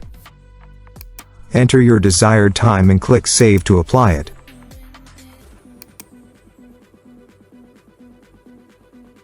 If you want to remove the freeze frame, just right-click it and select Delete. Now, let's go back to the Speed tool, and this time, click on Reverse. This will play the video in reverse. As you can see, the horse in the video is now running backward. It looks pretty funny and is a fun effect to try. You can also combine effects. For example, reverse the video and then slow it down to 0.5 times. Now, it's playing in reverse and in slow motion. Let me reset the video again.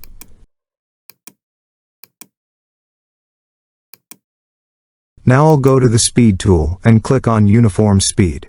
Here, you'll see a speed slider that lets you easily speed up or slow down the clip.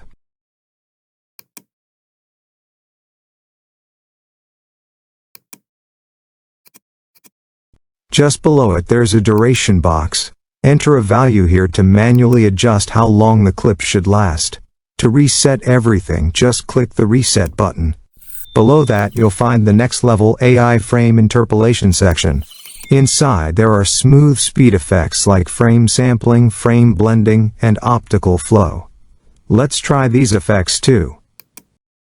After applying any of them, make sure to click the Render Preview button. This will apply the smooth speed effect to your video properly.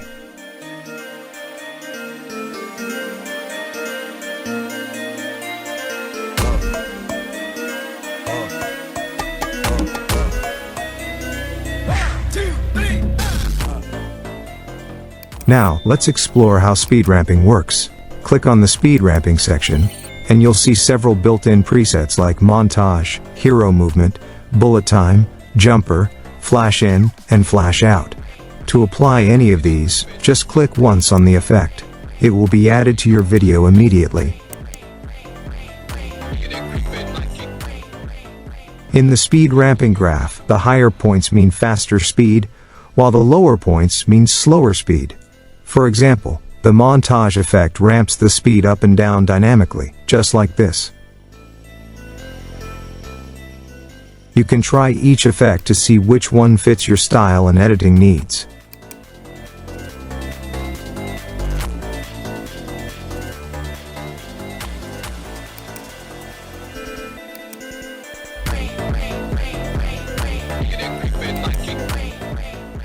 You can also customize the speed ramping effect by dragging the points on the graph.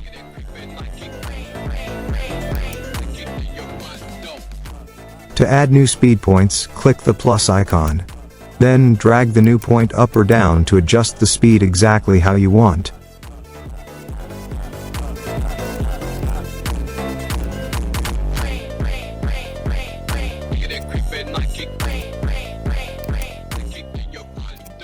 As you can see, I've created a custom speed ramping effect that looks perfect for this clip.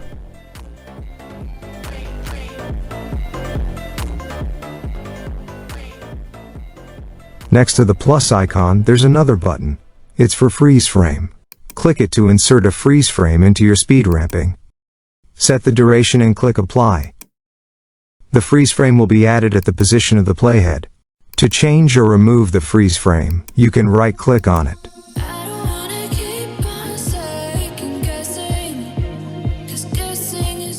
Or, simply adjust the duration by dragging its edge forward or backward.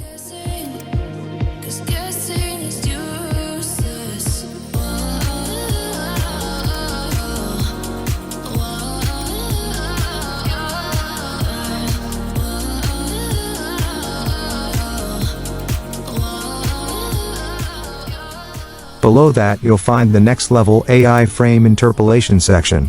Inside, there are smooth speed effects like frame sampling, frame blending, and optical flow. Once you've created a custom speed ramping effect you like, click Save as Custom, give it a name, and press OK. Your custom effect will now appear in the speed ramping section and can be reused in future projects. To remove any speed ramping from the video, just click None. Now I'll test the custom effect by clicking on it, and as you can see, it applies instantly. No need to recreate it every time.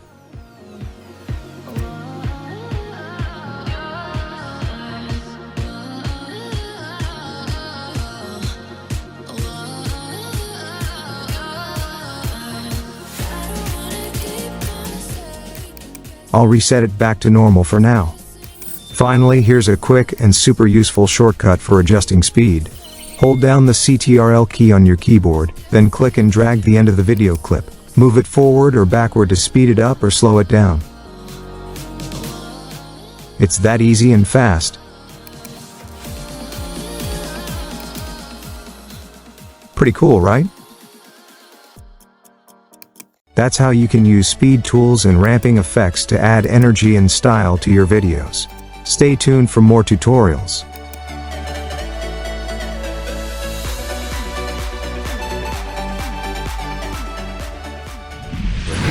Let's move into Chapter 11 now. In this chapter, we'll cover all of the topics you see listed on the screen right now. We'll explore how to generate AI images, create stunning 3D text, and use the powerful video scope tools to enhance your editing workflow. First, let's generate some AI images. To do that, go to the Stock Media tab and click the AI Image option. This tool lets you create all kinds of AI-generated images. Type your prompt in the box, describe whatever you want, or click the Sample Prompt button to automatically generate a suggestion. Now, choose the image style. You'll find options like portrait, realistic landscape, ACG, origami, clay, and many more. For this example, I'll go with portrait style. Then click on AI Image Settings. From here you can select the aspect ratio of the picture. I'm choosing a 16:9 ratio. After that, just click the Generate button. The tool will now create AI images based on your prompt. As you can see, the results look quite realistic and visually appealing, even though they're fully generated by AI. I'll drag and drop the first image onto the timeline and use it as a background. You can adjust how long the image stays on screen, depending on your project. Now let's create some 3D text in Filmora 14. Go to the toolbar and click on the Quick Text tool. Then choose the Quick 3D Text option. This will add a 3D text layer to the timeline. To edit it, double-click on the text.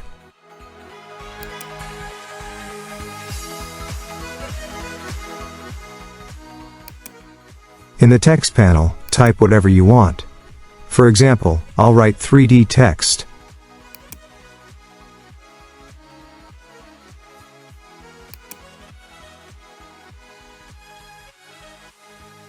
Open the Fonts drop-down and choose a font you like.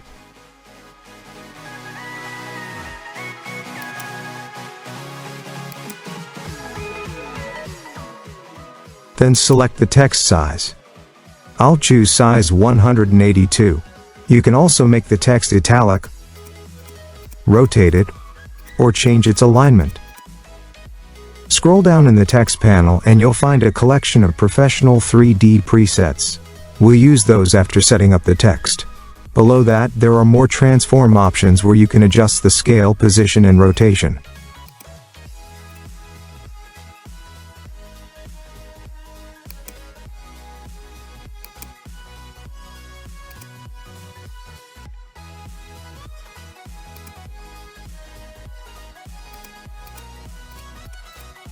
Now let's apply a 3D preset. Just click on any preset and it will download and apply automatically.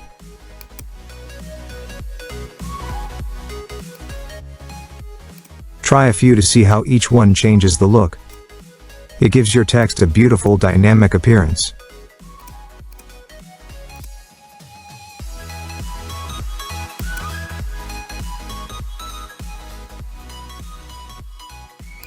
Next, go to the animation section.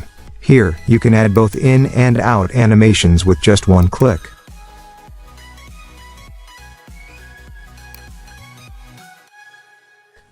Use the duration slider above to adjust how long each animation lasts. I'll apply an in animation for the beginning of the text. Then I'll go to the out animation section and apply one for the end.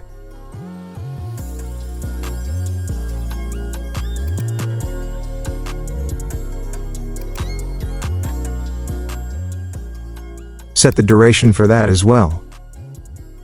Now the 3D animated text is ready.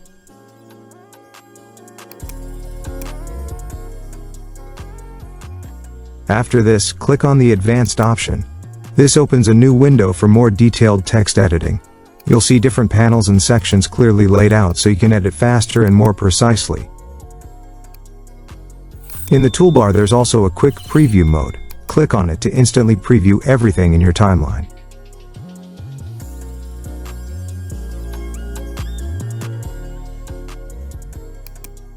Let's now talk about the video scope feature in Filmora 14.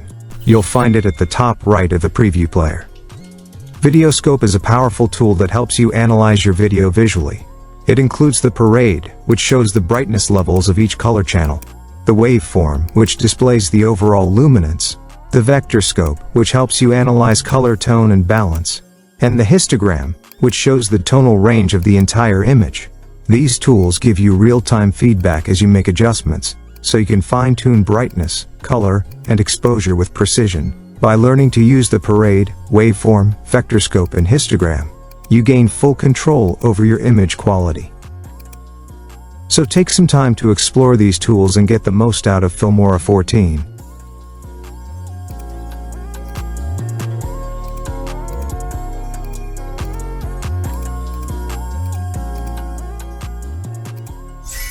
That wraps up Chapter 11. Stay tuned for more tutorials in this complete editing series. Let's explore Chapter 12 in detail. In this chapter we'll cover all of the topics you see listed on the screen right now. In this video, let's explore how to use the drawing tools to design and animate shapes like a pro.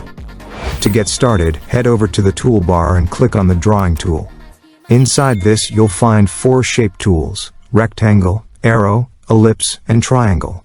Let's go through them one by one. First I'll click on the rectangle tool. Then in the preview window, I click and drag with the left mouse button to draw the shape. Now, you can adjust its size and position as needed. In the transform panel you can scale, reposition, or rotate it, just like any other object.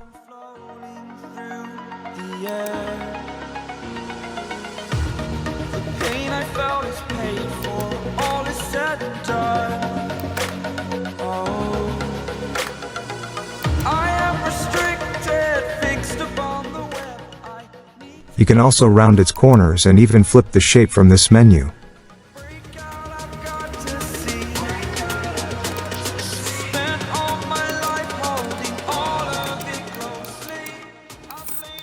Next, under the Fill section, you can customize the shape's color. Choose both the start and end colors and adjust the fill style.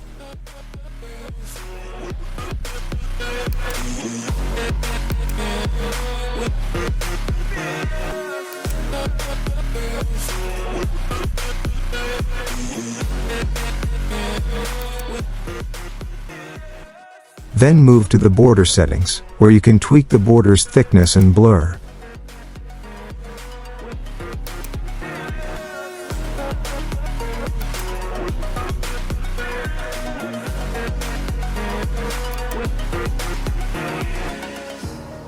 Burning the bridge that keeps us. I'm here and I'm feeling fearless. To add depth, enable the drop shadow toggle. Pick a shadow type.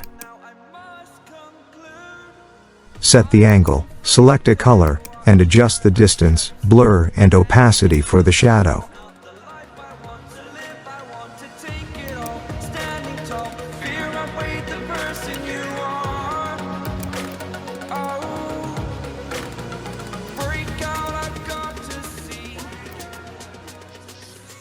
You can even animate these shapes. To do that, move the playhead, and add a transform keyframe. Then move the playhead again and add another keyframe. Between these keyframes, you can animate the scale by adjusting the X and Y values, either together or independently.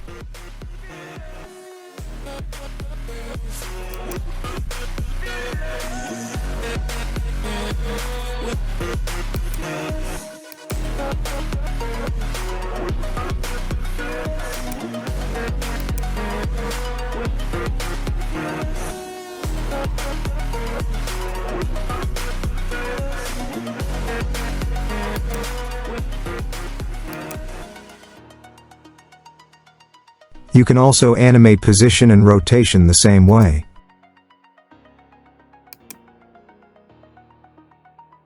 All these animations, scale, position, and rotation, can work together within the same keyframes. If you want to use preset animations instead of manual ones, right-click the shape on the timeline and clear the existing keyframes. Then go to the Animation tab and apply any preset with a single click.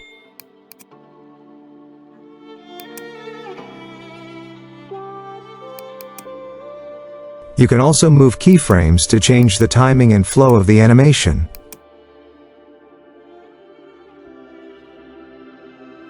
Stranded in the open, dried out tears of sorrow, lacking all emotion. Want to try something different? Switch to the Preset Motions Legacy section and apply those animations too. Again, just one click applies the motion.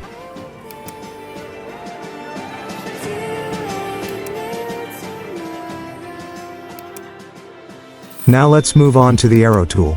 Drawing an arrow works exactly the same way. Double-click it on the timeline to open its settings, where you can edit everything just like before. For more precision while editing, enable Show Safe Zone and Ruler from the display settings. This helps align and measure your shapes accurately.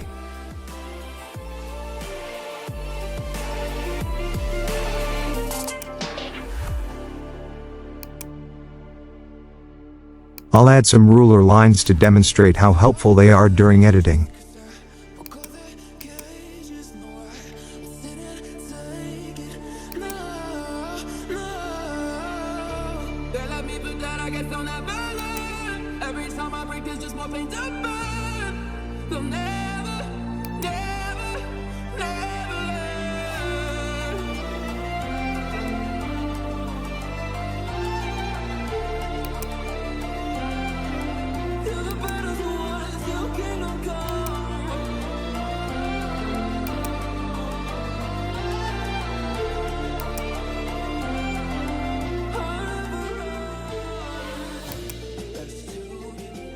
Once again, all the editing and animation options are exactly like the previous shapes.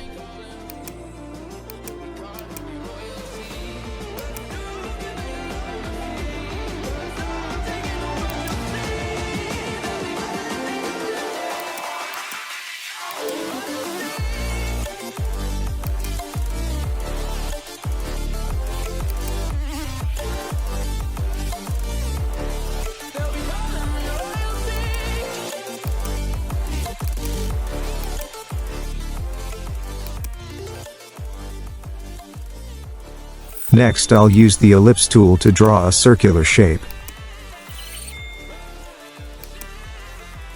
Once again, all the editing and animation options are exactly like the previous shapes.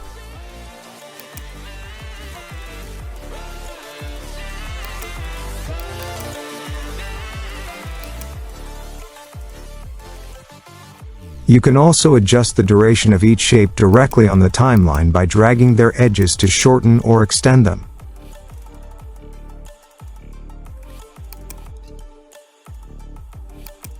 Finally, I'll click the triangle tool and draw a triangle on the preview screen. You can edit its color, apply animations, and adjust the duration just like the others.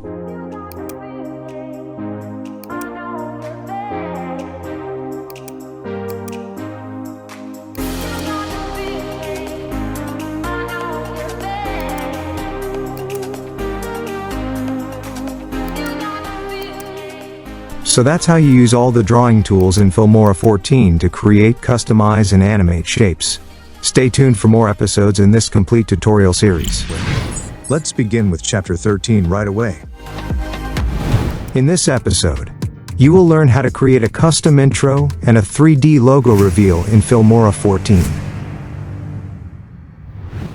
In this chapter, we'll cover all of the topics you see listed on the screen right now.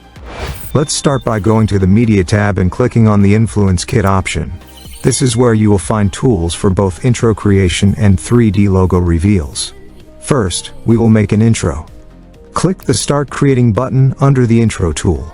This opens up the intro editor, where you will find plenty of ready-made intro templates. Just click on the one you like, and it will start downloading. Make sure you are connected to the internet for this part.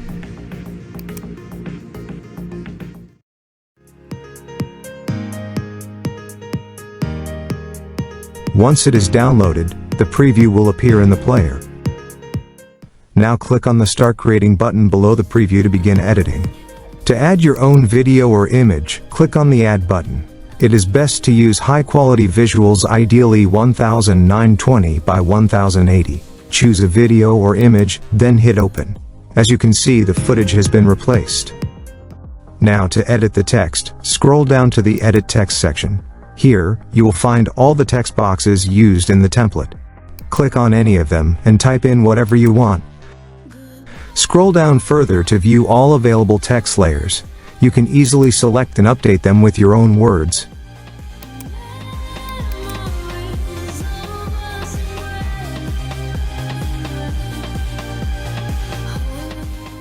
This is how you can fully customize any intro template in Filmora. Use the Selection tab to pick a different template, and the Edit tab to modify the one you are working on. Once everything looks good, click Finish. The edited intro will now be imported into your timeline in Filmora. You can preview it right there. If you still want to tweak something, just click the Edit button on the timeline to reopen the editing window. For now, I will click Finish since we are done editing the intro. In the My Files section of the Influence Kit, you can also see the history of all the intros and 3D logo reveals you have created. Now, let us create a 3D logo reveal in Filmora. Click on the Start Creating section, then click the Start Creating button under Brand Transmission Logo. Here you will find a wide variety of 3D logo reveal templates. These allow you to animate your brand logo and text in a stylish way.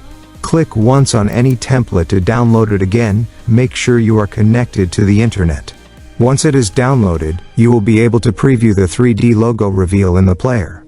Now click Start Creating to open the editor. To add your own logo, click on the Add button, choose your logo file from your computer and hit Open.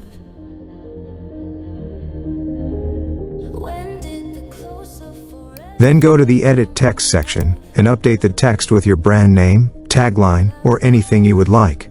So here I have added Filmora's logo as an example, and typed Wondershare Filmora 14 in the text field. You can also adjust the size and position of the logo or text if needed. Once you are done, click the Finish button. The 3D logo reveal will be added directly to your Filmora timeline.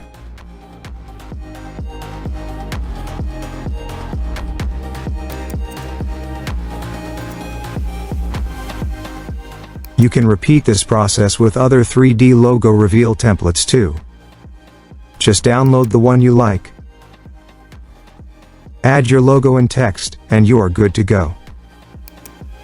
It seems the glow from within your eyes is gone. I never knew they could also light fire gone. How can a heart just forget what The editing process stays exactly the same as before. This time, I have added the logo of my YouTube channel and typed in Sally Tutorials as the text.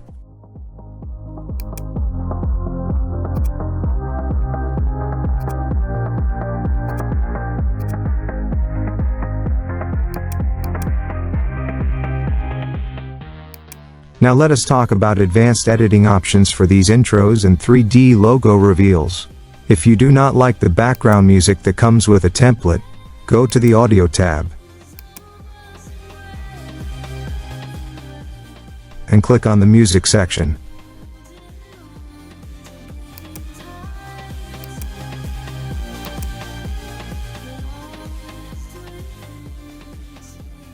Here you can search for any music you prefer, like intro music.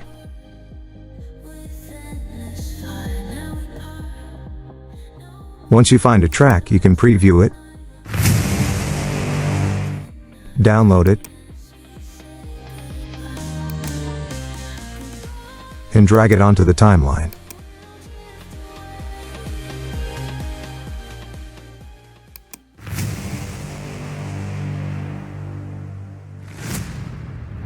You can also split the music and place it exactly where it sounds best.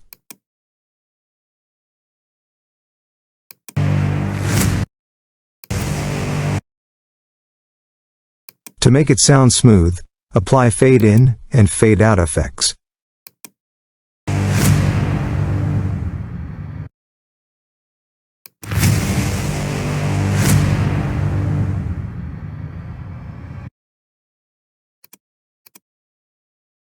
You can even duplicate the music and use it across multiple logo reveals.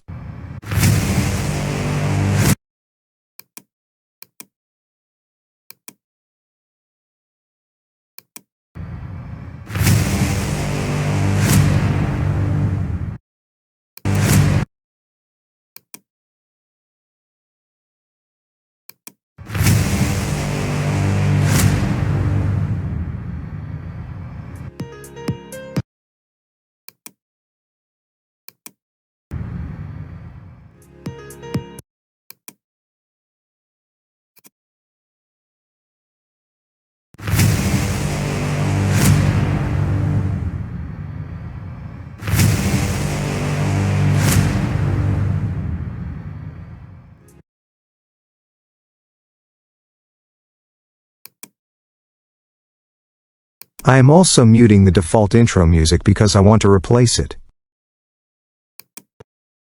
For that, head over to the AI Music tool in the Audio tab. Choose the mood, theme, and genre that match your video style.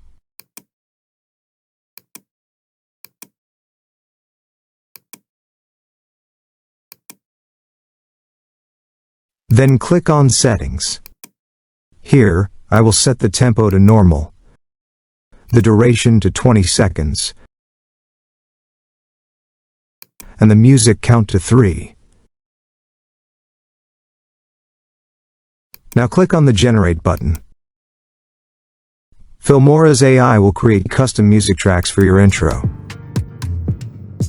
Preview the tracks, download the one you like, and drag it into your timeline.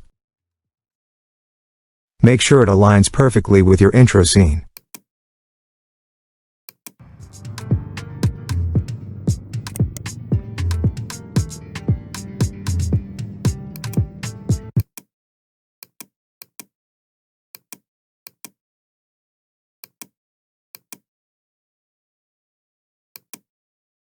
To fine-tune the audio, double-click the music clip. You will find advanced options under Basic and Voice Changer sections perfect for detailed sound control.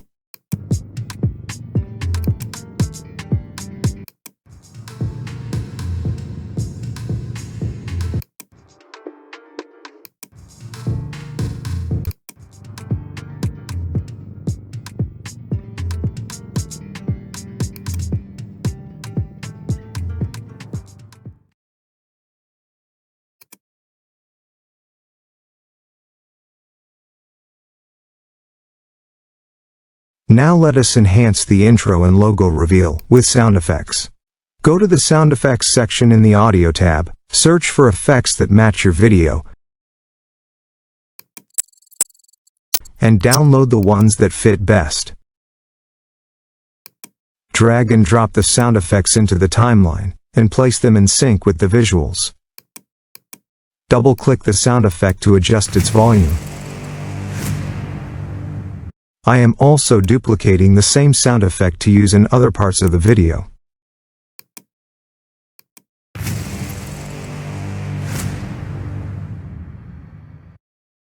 You can also generate custom sound effects using the AI Sound Effects tool. Set your preferences.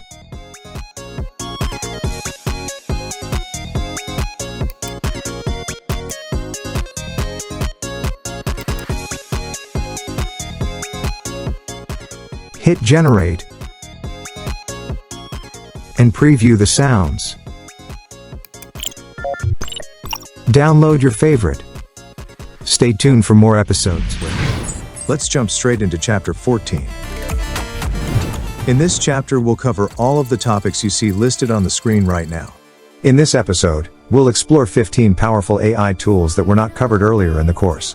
Since these tools are new or advanced, I thought they deserve their own dedicated tutorial. The first AI tool I'm going to show you is Audio to Video. From the Start window in Filmora 14, go to the Toolbox and click on Audio to Video. This tool automatically turns your voiceover or audio story into a ready-made video. You can import your audio file or paste a YouTube link. I'm going to import an audio file from my computer. Now you can play a preview of your audio. Imagine a tranquil forest, bathed in the soft glow of dawn. Then choose the audio language. Next, select the content type. I'm choosing story. Now choose the video ratio, for example, 9:16. Set the duration. I'm selecting auto. Then choose how many videos you want to generate. I'll select 3. On the right, you'll see different picture styles. I'm selecting auto style. You can also turn on the character image toggle to add your custom character. Below that, you can choose a material template. Hover your mouse on any template to preview it. I'm selecting the Whispered Tiles template. Then click on Generate. Filmora will now generate your 3-story videos. Click the play button above any video to preview it. The serene forest awakens as the first light of dawn breaks through the canopy. You can also select and right-click any text to replace it. Each video will have Edit and Export buttons. I'm clicking on Edit to customize the video. Here you can change the captions, effects, overlays, and more. To edit a caption, select it on the timeline and choose a new template or make changes. If you want to change a transition, go to Transitions and choose one. I'm selecting a glitch effect from the TV Retro section and placing it between 2 clips. To apply this effect to all clips, click on Apply to All. Then click Export. Give your video a name and choose a folder.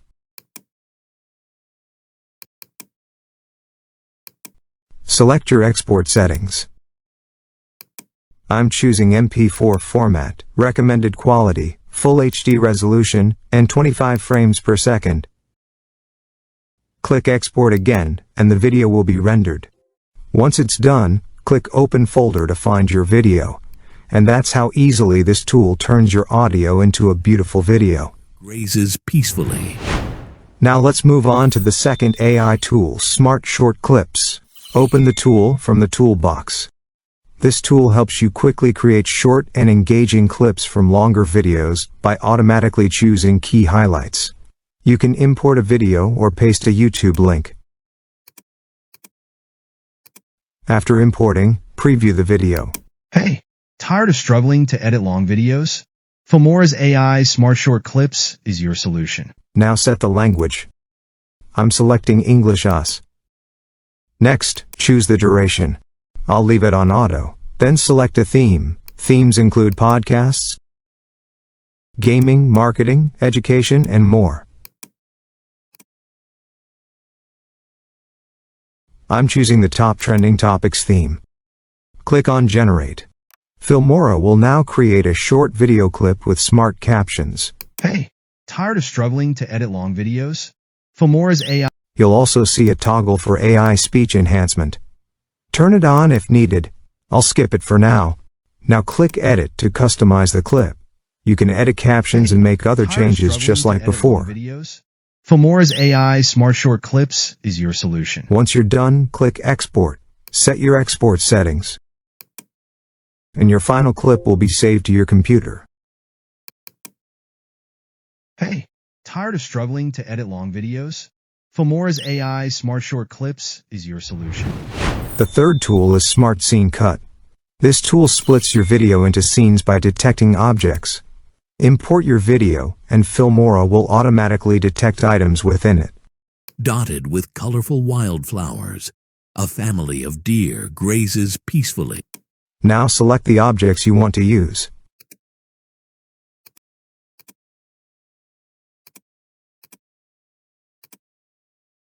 Then click Start.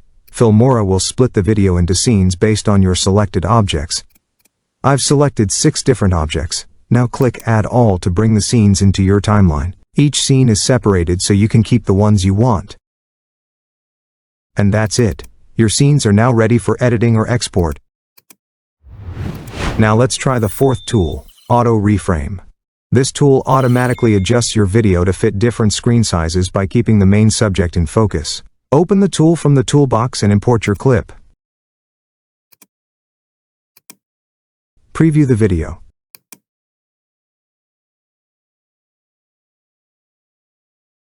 Now choose an aspect ratio. I'm going with 9:16. You can also select the motion speed. Choose from auto, fast, or slow. I'll keep it on auto.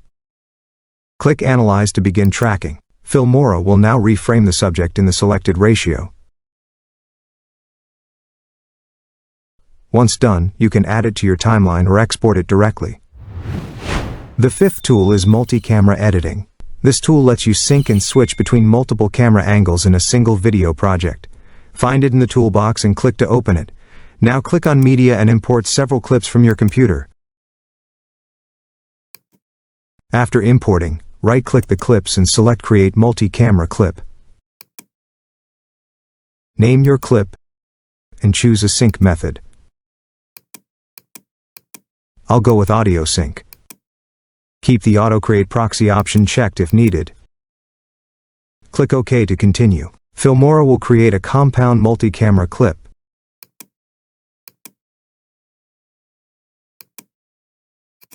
You can trim, move, or adjust the speed of any clip inside it.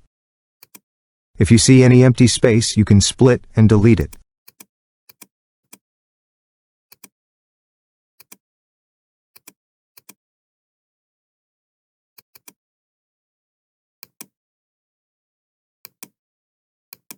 You can also right-click any part and switch its camera angle.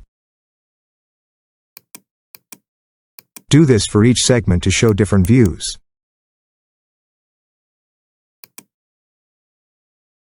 While editing, you'll also see a special multi-camera control button on the preview screen. Click it to access different layout options. From here you can manage your angles and views easily. This tool is perfect when working with multi-camera footage and helps you edit faster and smarter. At number 6 is the AI Object Remover tool. This tool helps you remove unwanted people or objects from your video using AI. Go to the toolbox and click on AI Object Remover. Now import the video in which you want to remove something. The tool will open with your video. From here, select the brush tool. Adjust the size of the brush depending on the object. Use the hand tool to zoom in, zoom out, or move the screen if needed. Now rub the brush over the object you want to remove. For example, I painted over the girl in this video. Click on the preview button to see the selection.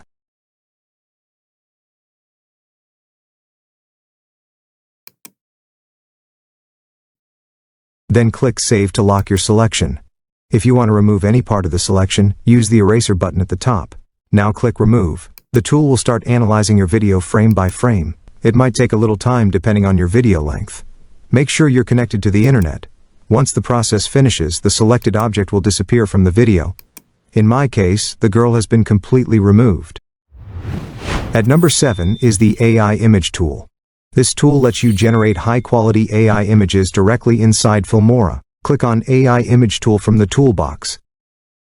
It will open inside the Stock Media tab. Now choose the type of image you want.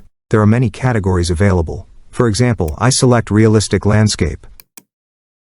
Then enter your prompt or click the Sample Prompt button to generate one automatically. Next, click the Settings button to set the image ratio. I'll go with 16:9 widescreen. Now click on Generate. After a few seconds, your AI images will be ready. To use an image, click once to download it. Then drag and drop it to your timeline. I added all my AI images one by one. Now double-click on any image to open animation settings. Select any animation you like from the presets.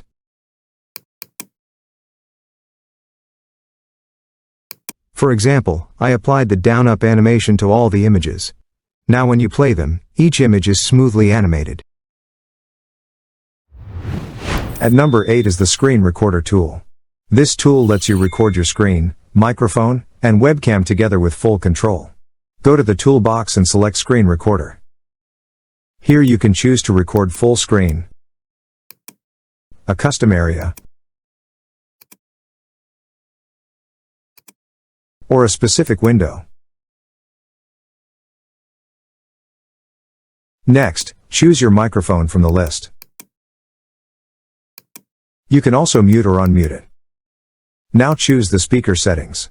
Pick your preferred output device or mute it. Then turn on the camera if you want webcam recording. Below that, you'll find more options. You can choose to merge or split the webcam screen, name your file, and select the save folder. Set your frame rate, like 25 frames per second, and choose the quality. You can set a countdown before recording starts. You can also choose how long the recording should last. There are also options for mouse gestures and cursor styles. You can enable or disable click sounds. At the bottom, you'll find hotkey settings. Set shortcuts for pause, resume, start, and stop. There's also a toggle for GPU acceleration. Once everything is set, click the red start button or press the hotkey. Your screen recording will begin. To stop, click the stop button or press the shortcut. The recorded video will appear inside your Filmora media and also in your saved folder. At number 9 is the AI Text-to-Video tool. This tool helps you create videos from written text or AI-generated scripts. Open it from the toolbox.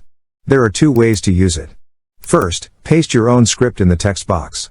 Then choose the voice language. I select English US. Now pick a voice for the narration. Wondershare Creativity Simplified. Wondershare Creativity Simplified. Wondershare Creativity Simplified. I'm going with Davis male voice. Next, choose the aspect ratio. I select 16:9 widescreen. There's also an option for clone voice, but I'll skip that. Now click on the Generate button. Filmora will start turning your script into a video. In a few seconds, the complete video is added to the timeline. You'll see captions, video clips, and background music already added. The aroma of sizzling dough and tangy tomato sauce filled the air as Tony spun the pizza crust with practiced ease. Now let's try the second method. Click on Generated by AI. In the first box, choose the type of content you want. I'm selecting Informative Explanatory Article. Now type your topic. Then add extra details in the second box. Click on Generate Text. Filmora will now write the script for you using AI. Once the script is ready, repeat the same steps to turn it into a video. Choose the language, voice, Simplified, and ratio again. Then click Generate. The new video will be created with the AI script. Pizza night is a cherished tradition for many families that brings simple joy and a sense of togetherness as So this tool lets you create full AI videos from text in just a few clicks. At number 10 is the AI text-based editing tool. This tool is used to transcribe any video and edit using its text. Go to the toolbox and select AI text-based editing. Now select a video from your computer that you want to transcribe. Click Open. Choose the transcription language. I'm selecting English US. Then click Generate. Filmora will start the transcription process. In a few moments, your video will be fully transcribed. Filmora's AI text-based editing is a powerful editing tool that uses artificial intelligence to make text editing in videos super easy. Now you can double-click any line of text to edit it.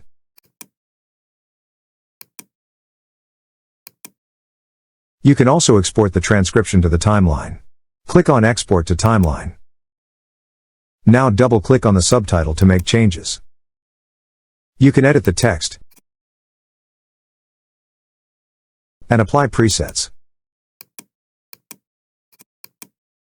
Go to the Customize section for more styling. You can even animate the subtitle. Apply in, out, or loop animations as needed.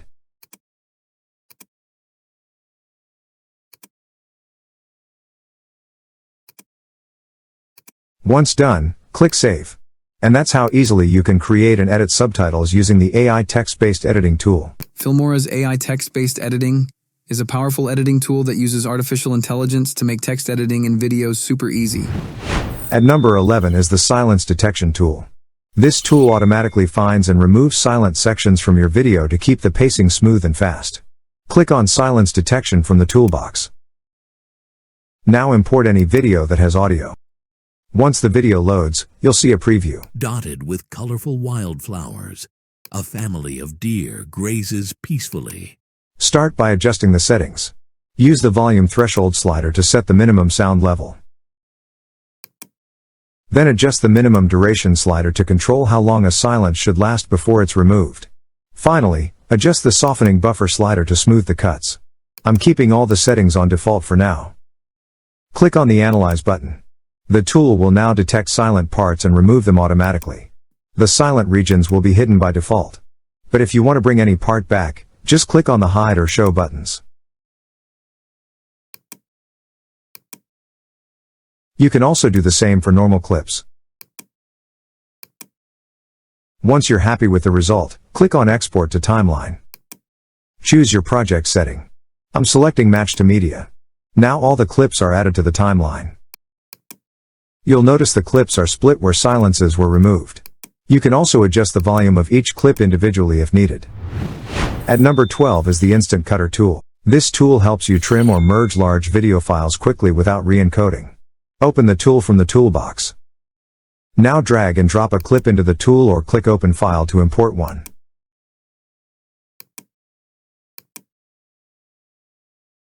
Once imported, use the start and end heads to trim your video.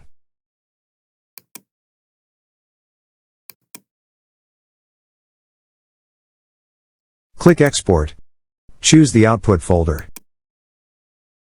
And select what should happen after export. For example, I select Open Output folder. The export begins, and once done, the folder opens automatically. To trim multiple parts from the same video, just adjust the next segment and click Add Segment. Repeat this for every segment you want to cut.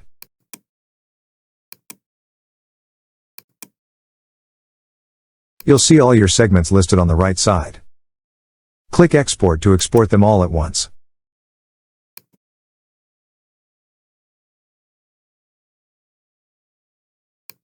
Now let's use the Merge tab to join multiple clips together. Click on Merge, and import a few clips.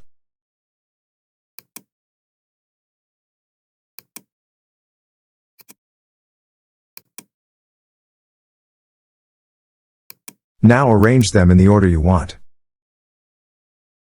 You can click and drag to reorder them. When ready, click Export. Choose a folder, and Filmora will merge the videos into one file. At number 13 is the Auto Beat Sync tool. This tool automatically edits your video clips to match the beats of your background music. Open it from the toolbox. Now import a video clip at the top. Set the video duration, for example 10 seconds.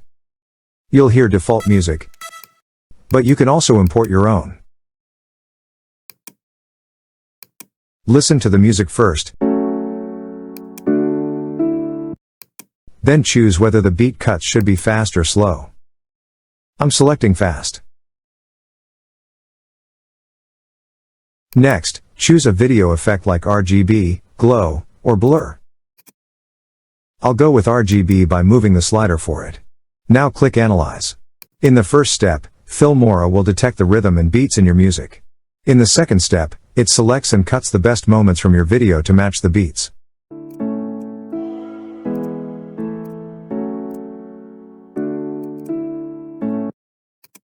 Click Export to Timeline. Now the project is added to the main timeline. You'll see beat markers, edited clips, and effects already applied. You can also adjust the effects manually. For example, copy an effect and paste it across all beat markers.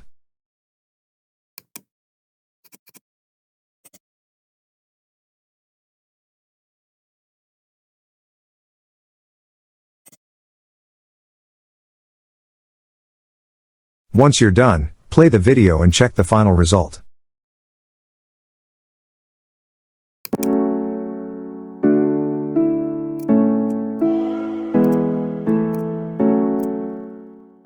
This tool is perfect for music-driven edits or fast-paced highlight videos. At number 14 is the Instant Mode tool. This tool gives you free, ready-made video templates for quick and easy edits. Open it from the toolbox. You'll see different template categories like business, travel, family, vlog, and more. I'm selecting the glitch sports template from the upbeat category. Watch the preview first.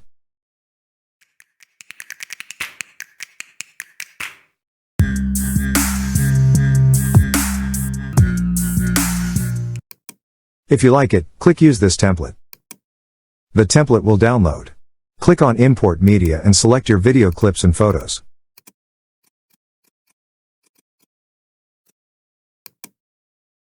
Once imported, click Auto Create. Filmora will automatically apply your media into the template. You'll now see a preview of your customized intro. You can also make changes to effects, music, and global settings. On the left, you can edit the text by clicking the Edit Text button. You can also change the music and browse other templates. Once you've made your changes, click Render Preview to watch it smoothly. When satisfied, click Export to save your video. Finally, at number 15 is the AI Sticker tool. This tool lets you create custom stickers using AI-generated images based on your prompts. Open the tool from the toolbox. You'll be taken to the AI Sticker section. Now write a prompt describing what kind of sticker you want. Or you can click the Sample Prompt button to generate a random one. You can keep clicking it to get new ideas. Next, choose the sticker style. There are categories like 3D, sketch, vector, crystal, and illustration. Pick the one that fits your style. Now click Generate. Filmora will create stickers based on your prompt and category. You can now drag and drop the AI stickers into your video. These can be used for intros, callouts, or even fun animations. So this tool is great if you want to add unique AI-generated visuals to your video. That wraps up Chapter 14 of the Filmora 14 tutorial. Each AI tool brings something unique to the editing process. Stay tuned for more episodes. Let's jump into Chapter 15 right now. In this chapter we'll cover all of the topics you see listed on the screen right now, and learn how to edit titles step by step, perfect for beginners who want professional results.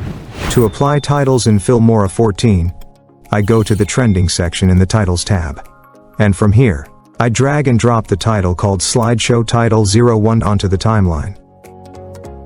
Then to edit it, I double-click on this title, and here in the Basic section I change the text. For example, I write Ocean Love.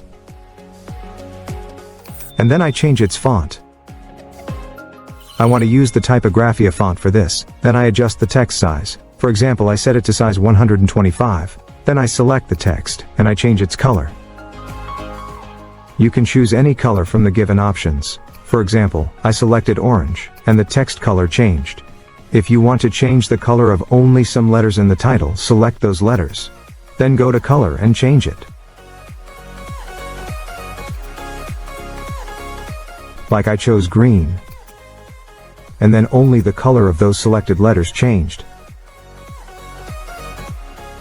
And then below that, you can do other text settings like vertical text, bold text, italic text, underline text, or text alignment. Then scroll down, and you can do more settings, like applying text presets. Here you can see that many new text design presets have been added this time in Filmora 14, which apply a beautiful design effect to your text with one click.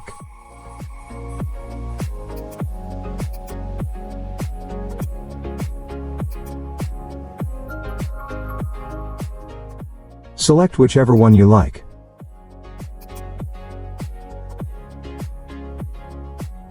Then scroll down, and you'll get more text options. Here you can rotate the text with transform.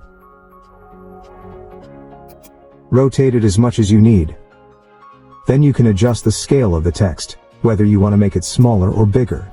You can also adjust the position of the text with the position 10 and position Y boxes. But I didn't need transform, so I reset the rotation, scale and position back to default. Next, scroll down and turn on the background toggle. This will show the background settings. For example, I've selected color fill as the background type. Then I change the background color. You can also adjust the opacity and the corner radius of the background strip.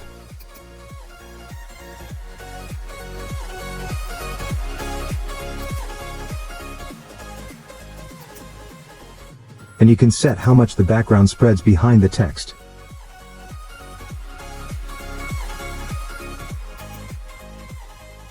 But right now, I don't need a background, so I'll leave it off. Then scroll down and turn on the shape toggle. This lets you change the shape behind your text. There are around 4 different shapes you can choose from. You can also adjust the size and position of the shape using the transform tool.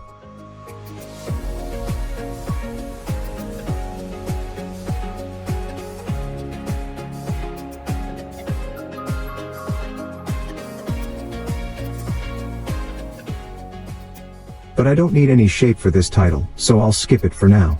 Next, I turn on the Bezier path toggle. This creates a smooth Bezier style animation for your text.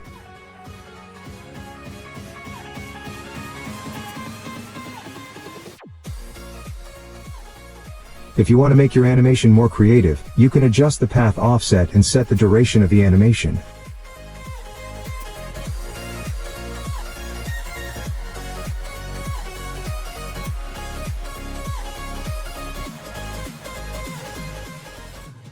But I'll skip the Bezier path too for now. Then scroll down and turn on the outline toggle. This lets you customize the text outline. You can change the outline color, adjust the opacity, control the blur level, and increase or decrease the thickness of the outline. But for this one, I'll keep the outline settings as they are. After all these settings, now let's apply animation to the text. Click on the animation section in the text panel. You'll see 3 types of animations: in, out, and loop. Let's start with the in animations. Click on any animation, and it will be applied right away. Super easy. You can also adjust the duration of the animation by dragging the slider.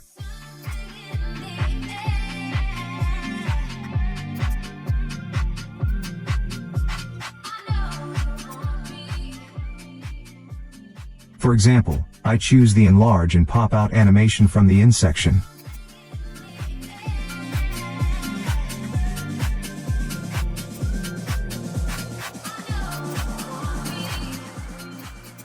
Then I click on the Out Animations tab. From here, we can try some exit animations.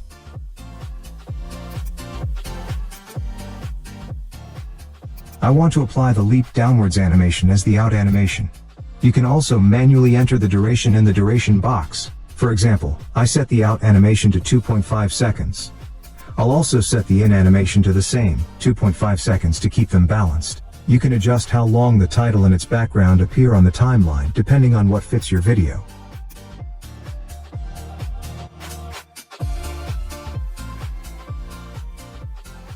Next, I click on the Loop Animations tab. Let me give you a quick overview of some loop animations here. You can apply any loop animation you like.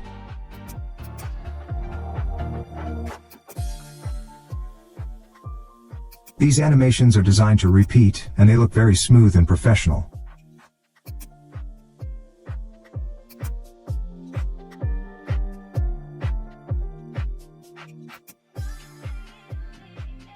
But for this title, I'm going to remove the loop animation, because I've already added in and out animations, and that's all I want for now.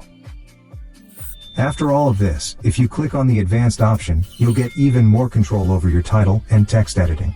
This section includes all the same tools we used before, but also adds extra features for faster editing and more detailed design options.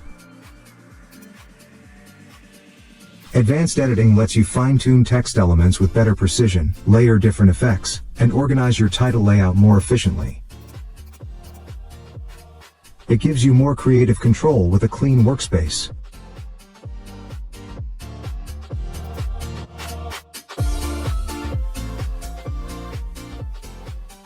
It's designed for creators who want precision, speed, and flexibility, all in one place. Once you're done with the advanced settings, click on the Apply button to save everything. And that's it. Now you've learned the complete method to edit titles and text in Filmora, properly and professionally. Stay tuned for more chapters in this complete tutorial series.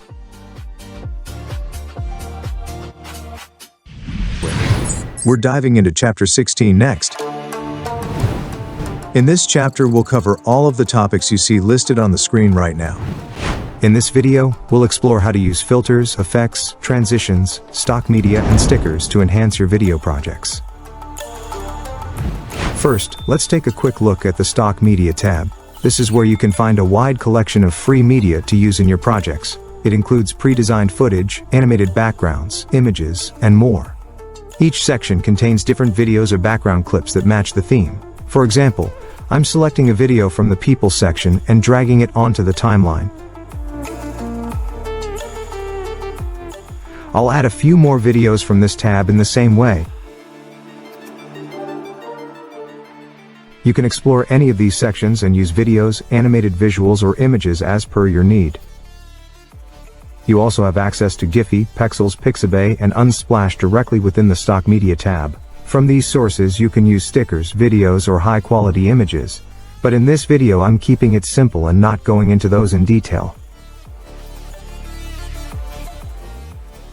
So now we've added some clips to the timeline. Next, let's apply some transitions between these clips. Transitions in Filmora 14 help you smoothly switch from one clip to another. First, I want to use a transition from the Fade and Dissolve section. I'll drag the Dissolve transition and drop it between two of the clips. As you can see, it creates a smooth dissolve effect between them, which looks really nice. Next, I'm going to the Zoom section to apply the Flash Zoom in transition. I just drag and drop it between the next two clips on the timeline. Then, for the third one, I go to the 3D section and use the Luminous Page transition, placing it between the following two clips.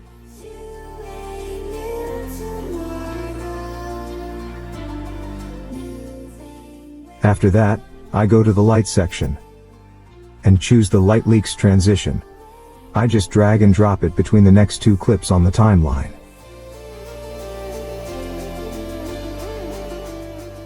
And finally, I open the Love section and apply the Valentine Particles transition between the last two clips.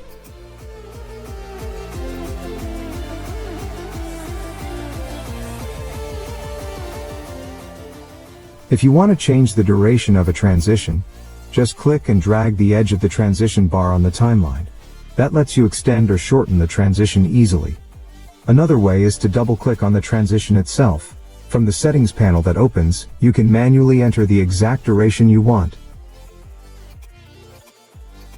Now let's move on and apply some effects in Filmora 14. To access the effects, click on the Effects tab. Here, you'll see many different sections filled with unique effects. You can browse through them and choose any effect you like. For example, I'm selecting the old video effect from the video effects section and dragging it onto the first clip on the timeline. This effect is now applied to that video. To customize the effect, I'll click on the video where the effect was added, and then open the effects panel. Here, you'll see all the controls related to that effect. You can adjust the sliders or use the settings to fine-tune how the effect looks.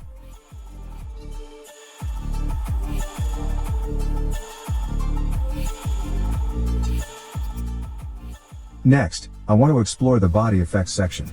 All the effects here are visually impressive and can be added with just one click. This makes your editing much easier and faster. For example, I'm dragging the lightning flash background effect onto this video clip. If the effect doesn't appear as expected, double-click the video and check the effect layers. You'll notice both effects listed here. So I simply drag the lightning flash background effect to the bottom. Now, the lightning background appears correctly behind the subject, and it looks really nice. There are many effects like this. For the next clip, I'm choosing an effect called Clone 1 from the same body effects section. I drag and drop it onto the next video. And as soon as I do, it creates a stunning animated clone effect on the person in the clip.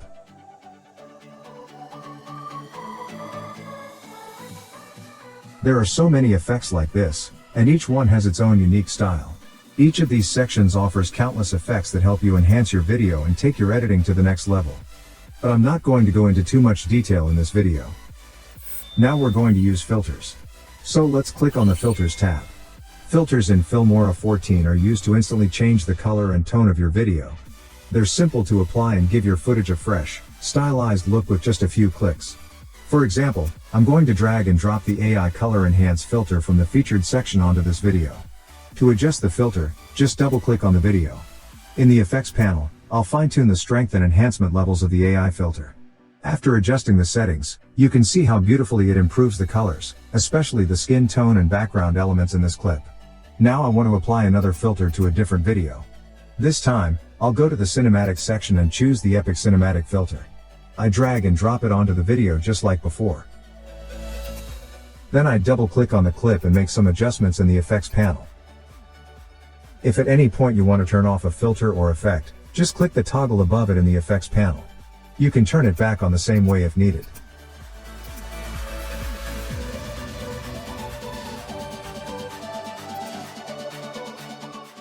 For one final filter, I'm selecting the Days filter from the Lifestyle section. I apply it to the video by dragging and dropping it. Then I double-click on the video again, and from the effects panel, I adjust the opacity of the filter to get the look I want.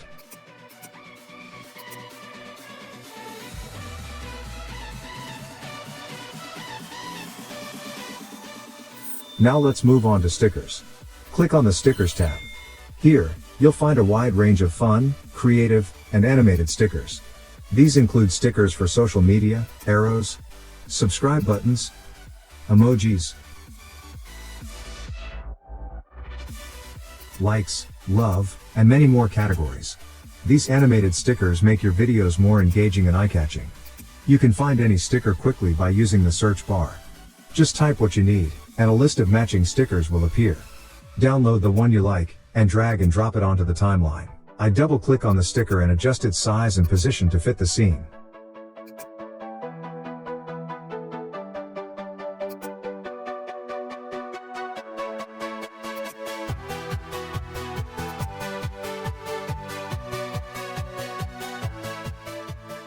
You can repeat this with any other sticker. Add them to the timeline and adjust their scale and placement.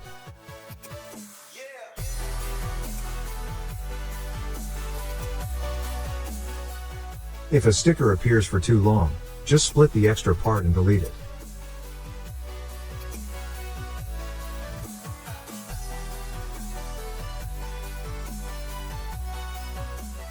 Now, if you want to add text inside the thinking bubble, place the playhead on the sticker's position. Click on Quick Text from the toolbar. Make sure the text appears in the correct spot on the timeline. Then double-click on the text to edit it. I increase the size and write the word thinking. I'll set the text color to black. Next, I go to the video panel and adjust the text position. I place it right above the thinking bubble sticker. Then I return to the text panel, adjust the size so it fits nicely inside the bubble, and change the font to Caveat Medium. Now I want to animate the text. I go to the animation section and select typewriter as the in animation. Then I select fade 1 as the out animation. And just like that, we've added animated text on top of the sticker. That's it for this chapter. Now you've seen how to bring your videos to life using Filmora's creative tools. Stay tuned for more episodes in this complete tutorial series. Let's move ahead to chapter 17. In this chapter we'll cover all of the topics you see listed on the screen right now. In this chapter, we'll learn how to create stunning split-screen videos using Filmora 14. It's quick, easy, and perfect for vlogs, social media, gaming, and more. Creating split-screen videos in Filmora 14 is super simple. First, go to the Template tab and click on it. Now click on the Split Screen option. Here you'll find a wide range of ready-made split-screen presets. Let's preview a few presets from different categories before we start using them. In the Basics section, you'll see simple and clean split-screen layouts, perfect for everyday use. The Social Media section includes layouts designed especially for platforms like Instagram and TikTok. In the Love section, you'll find romantic and wedding-style split screens that add an emotional touch. The Game section includes energetic layouts designed for gaming clips and streams. In the Vlog section, you'll find creative designs like Polaroid frames and memory-style split screens. The Sports section gives you action-packed layouts ideal for fast-moving sports clips. In the Comics section, you'll find fun and animated comic-style layouts that look like a graphic novel. The Mock-up section offers 3D split screens showing devices like laptops, tablets, and smartphones, perfect for showcasing apps or websites.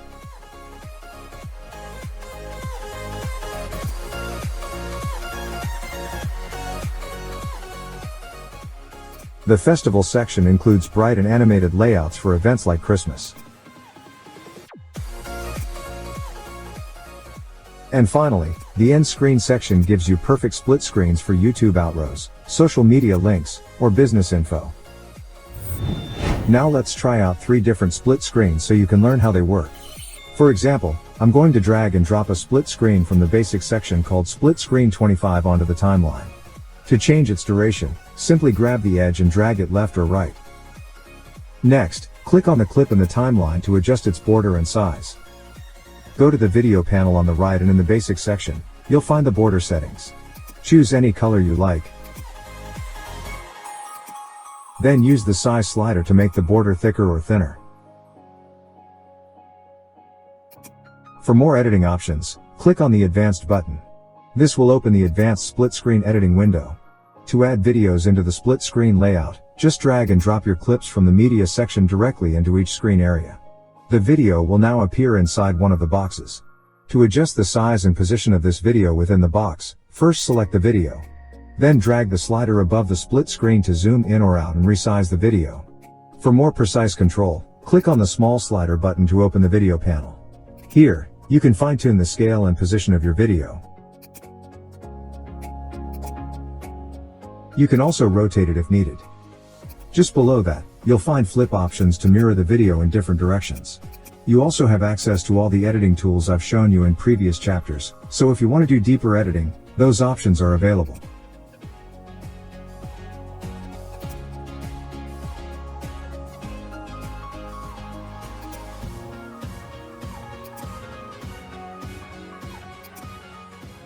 But for now, I'm going to keep it simple by adding videos to each split screen box and adjusting their sizes and positions.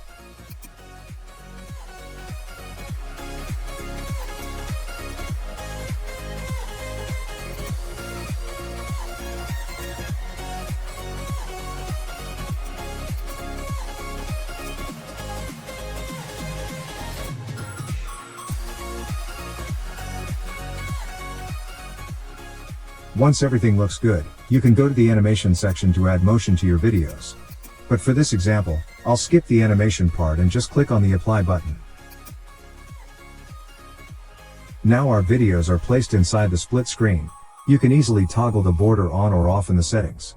And we can watch a quick preview.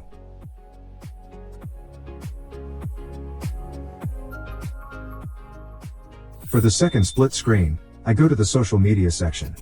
Let's say I drag and drop a preset called Social Media Split Screen Pack Split 16 onto the timeline. To edit it, I double-click on the clip, then click the Advanced option. From here, I drag and drop videos from the media panel into all three boxes, and adjust their size and position as needed.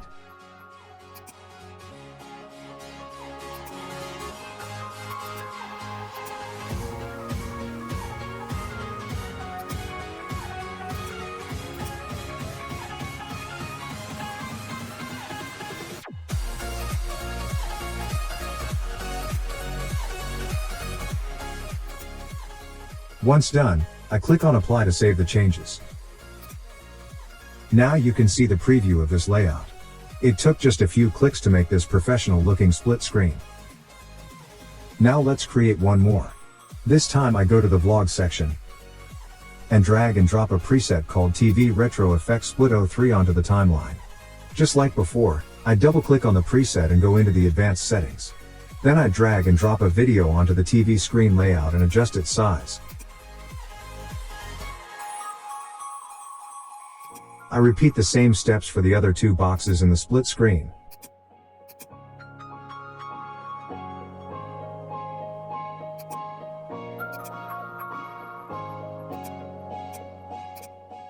And once everything is ready, I click on Apply. And that's how you can create professional looking split screen videos in just a few steps. Stay tuned for more chapters in this complete Filmora 14 tutorial series.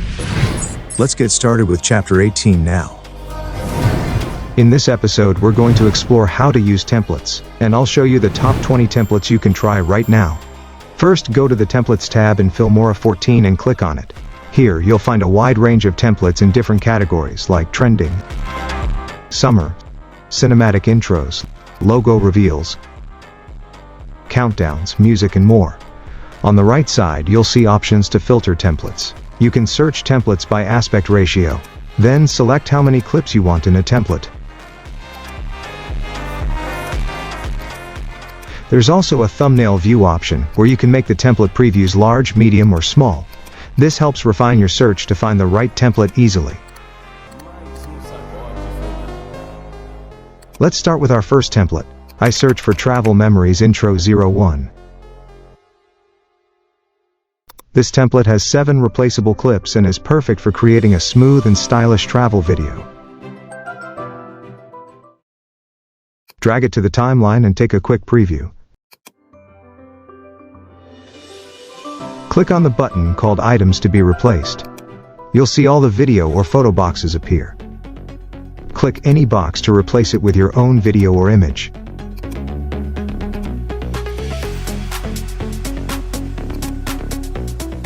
You can trim the clip,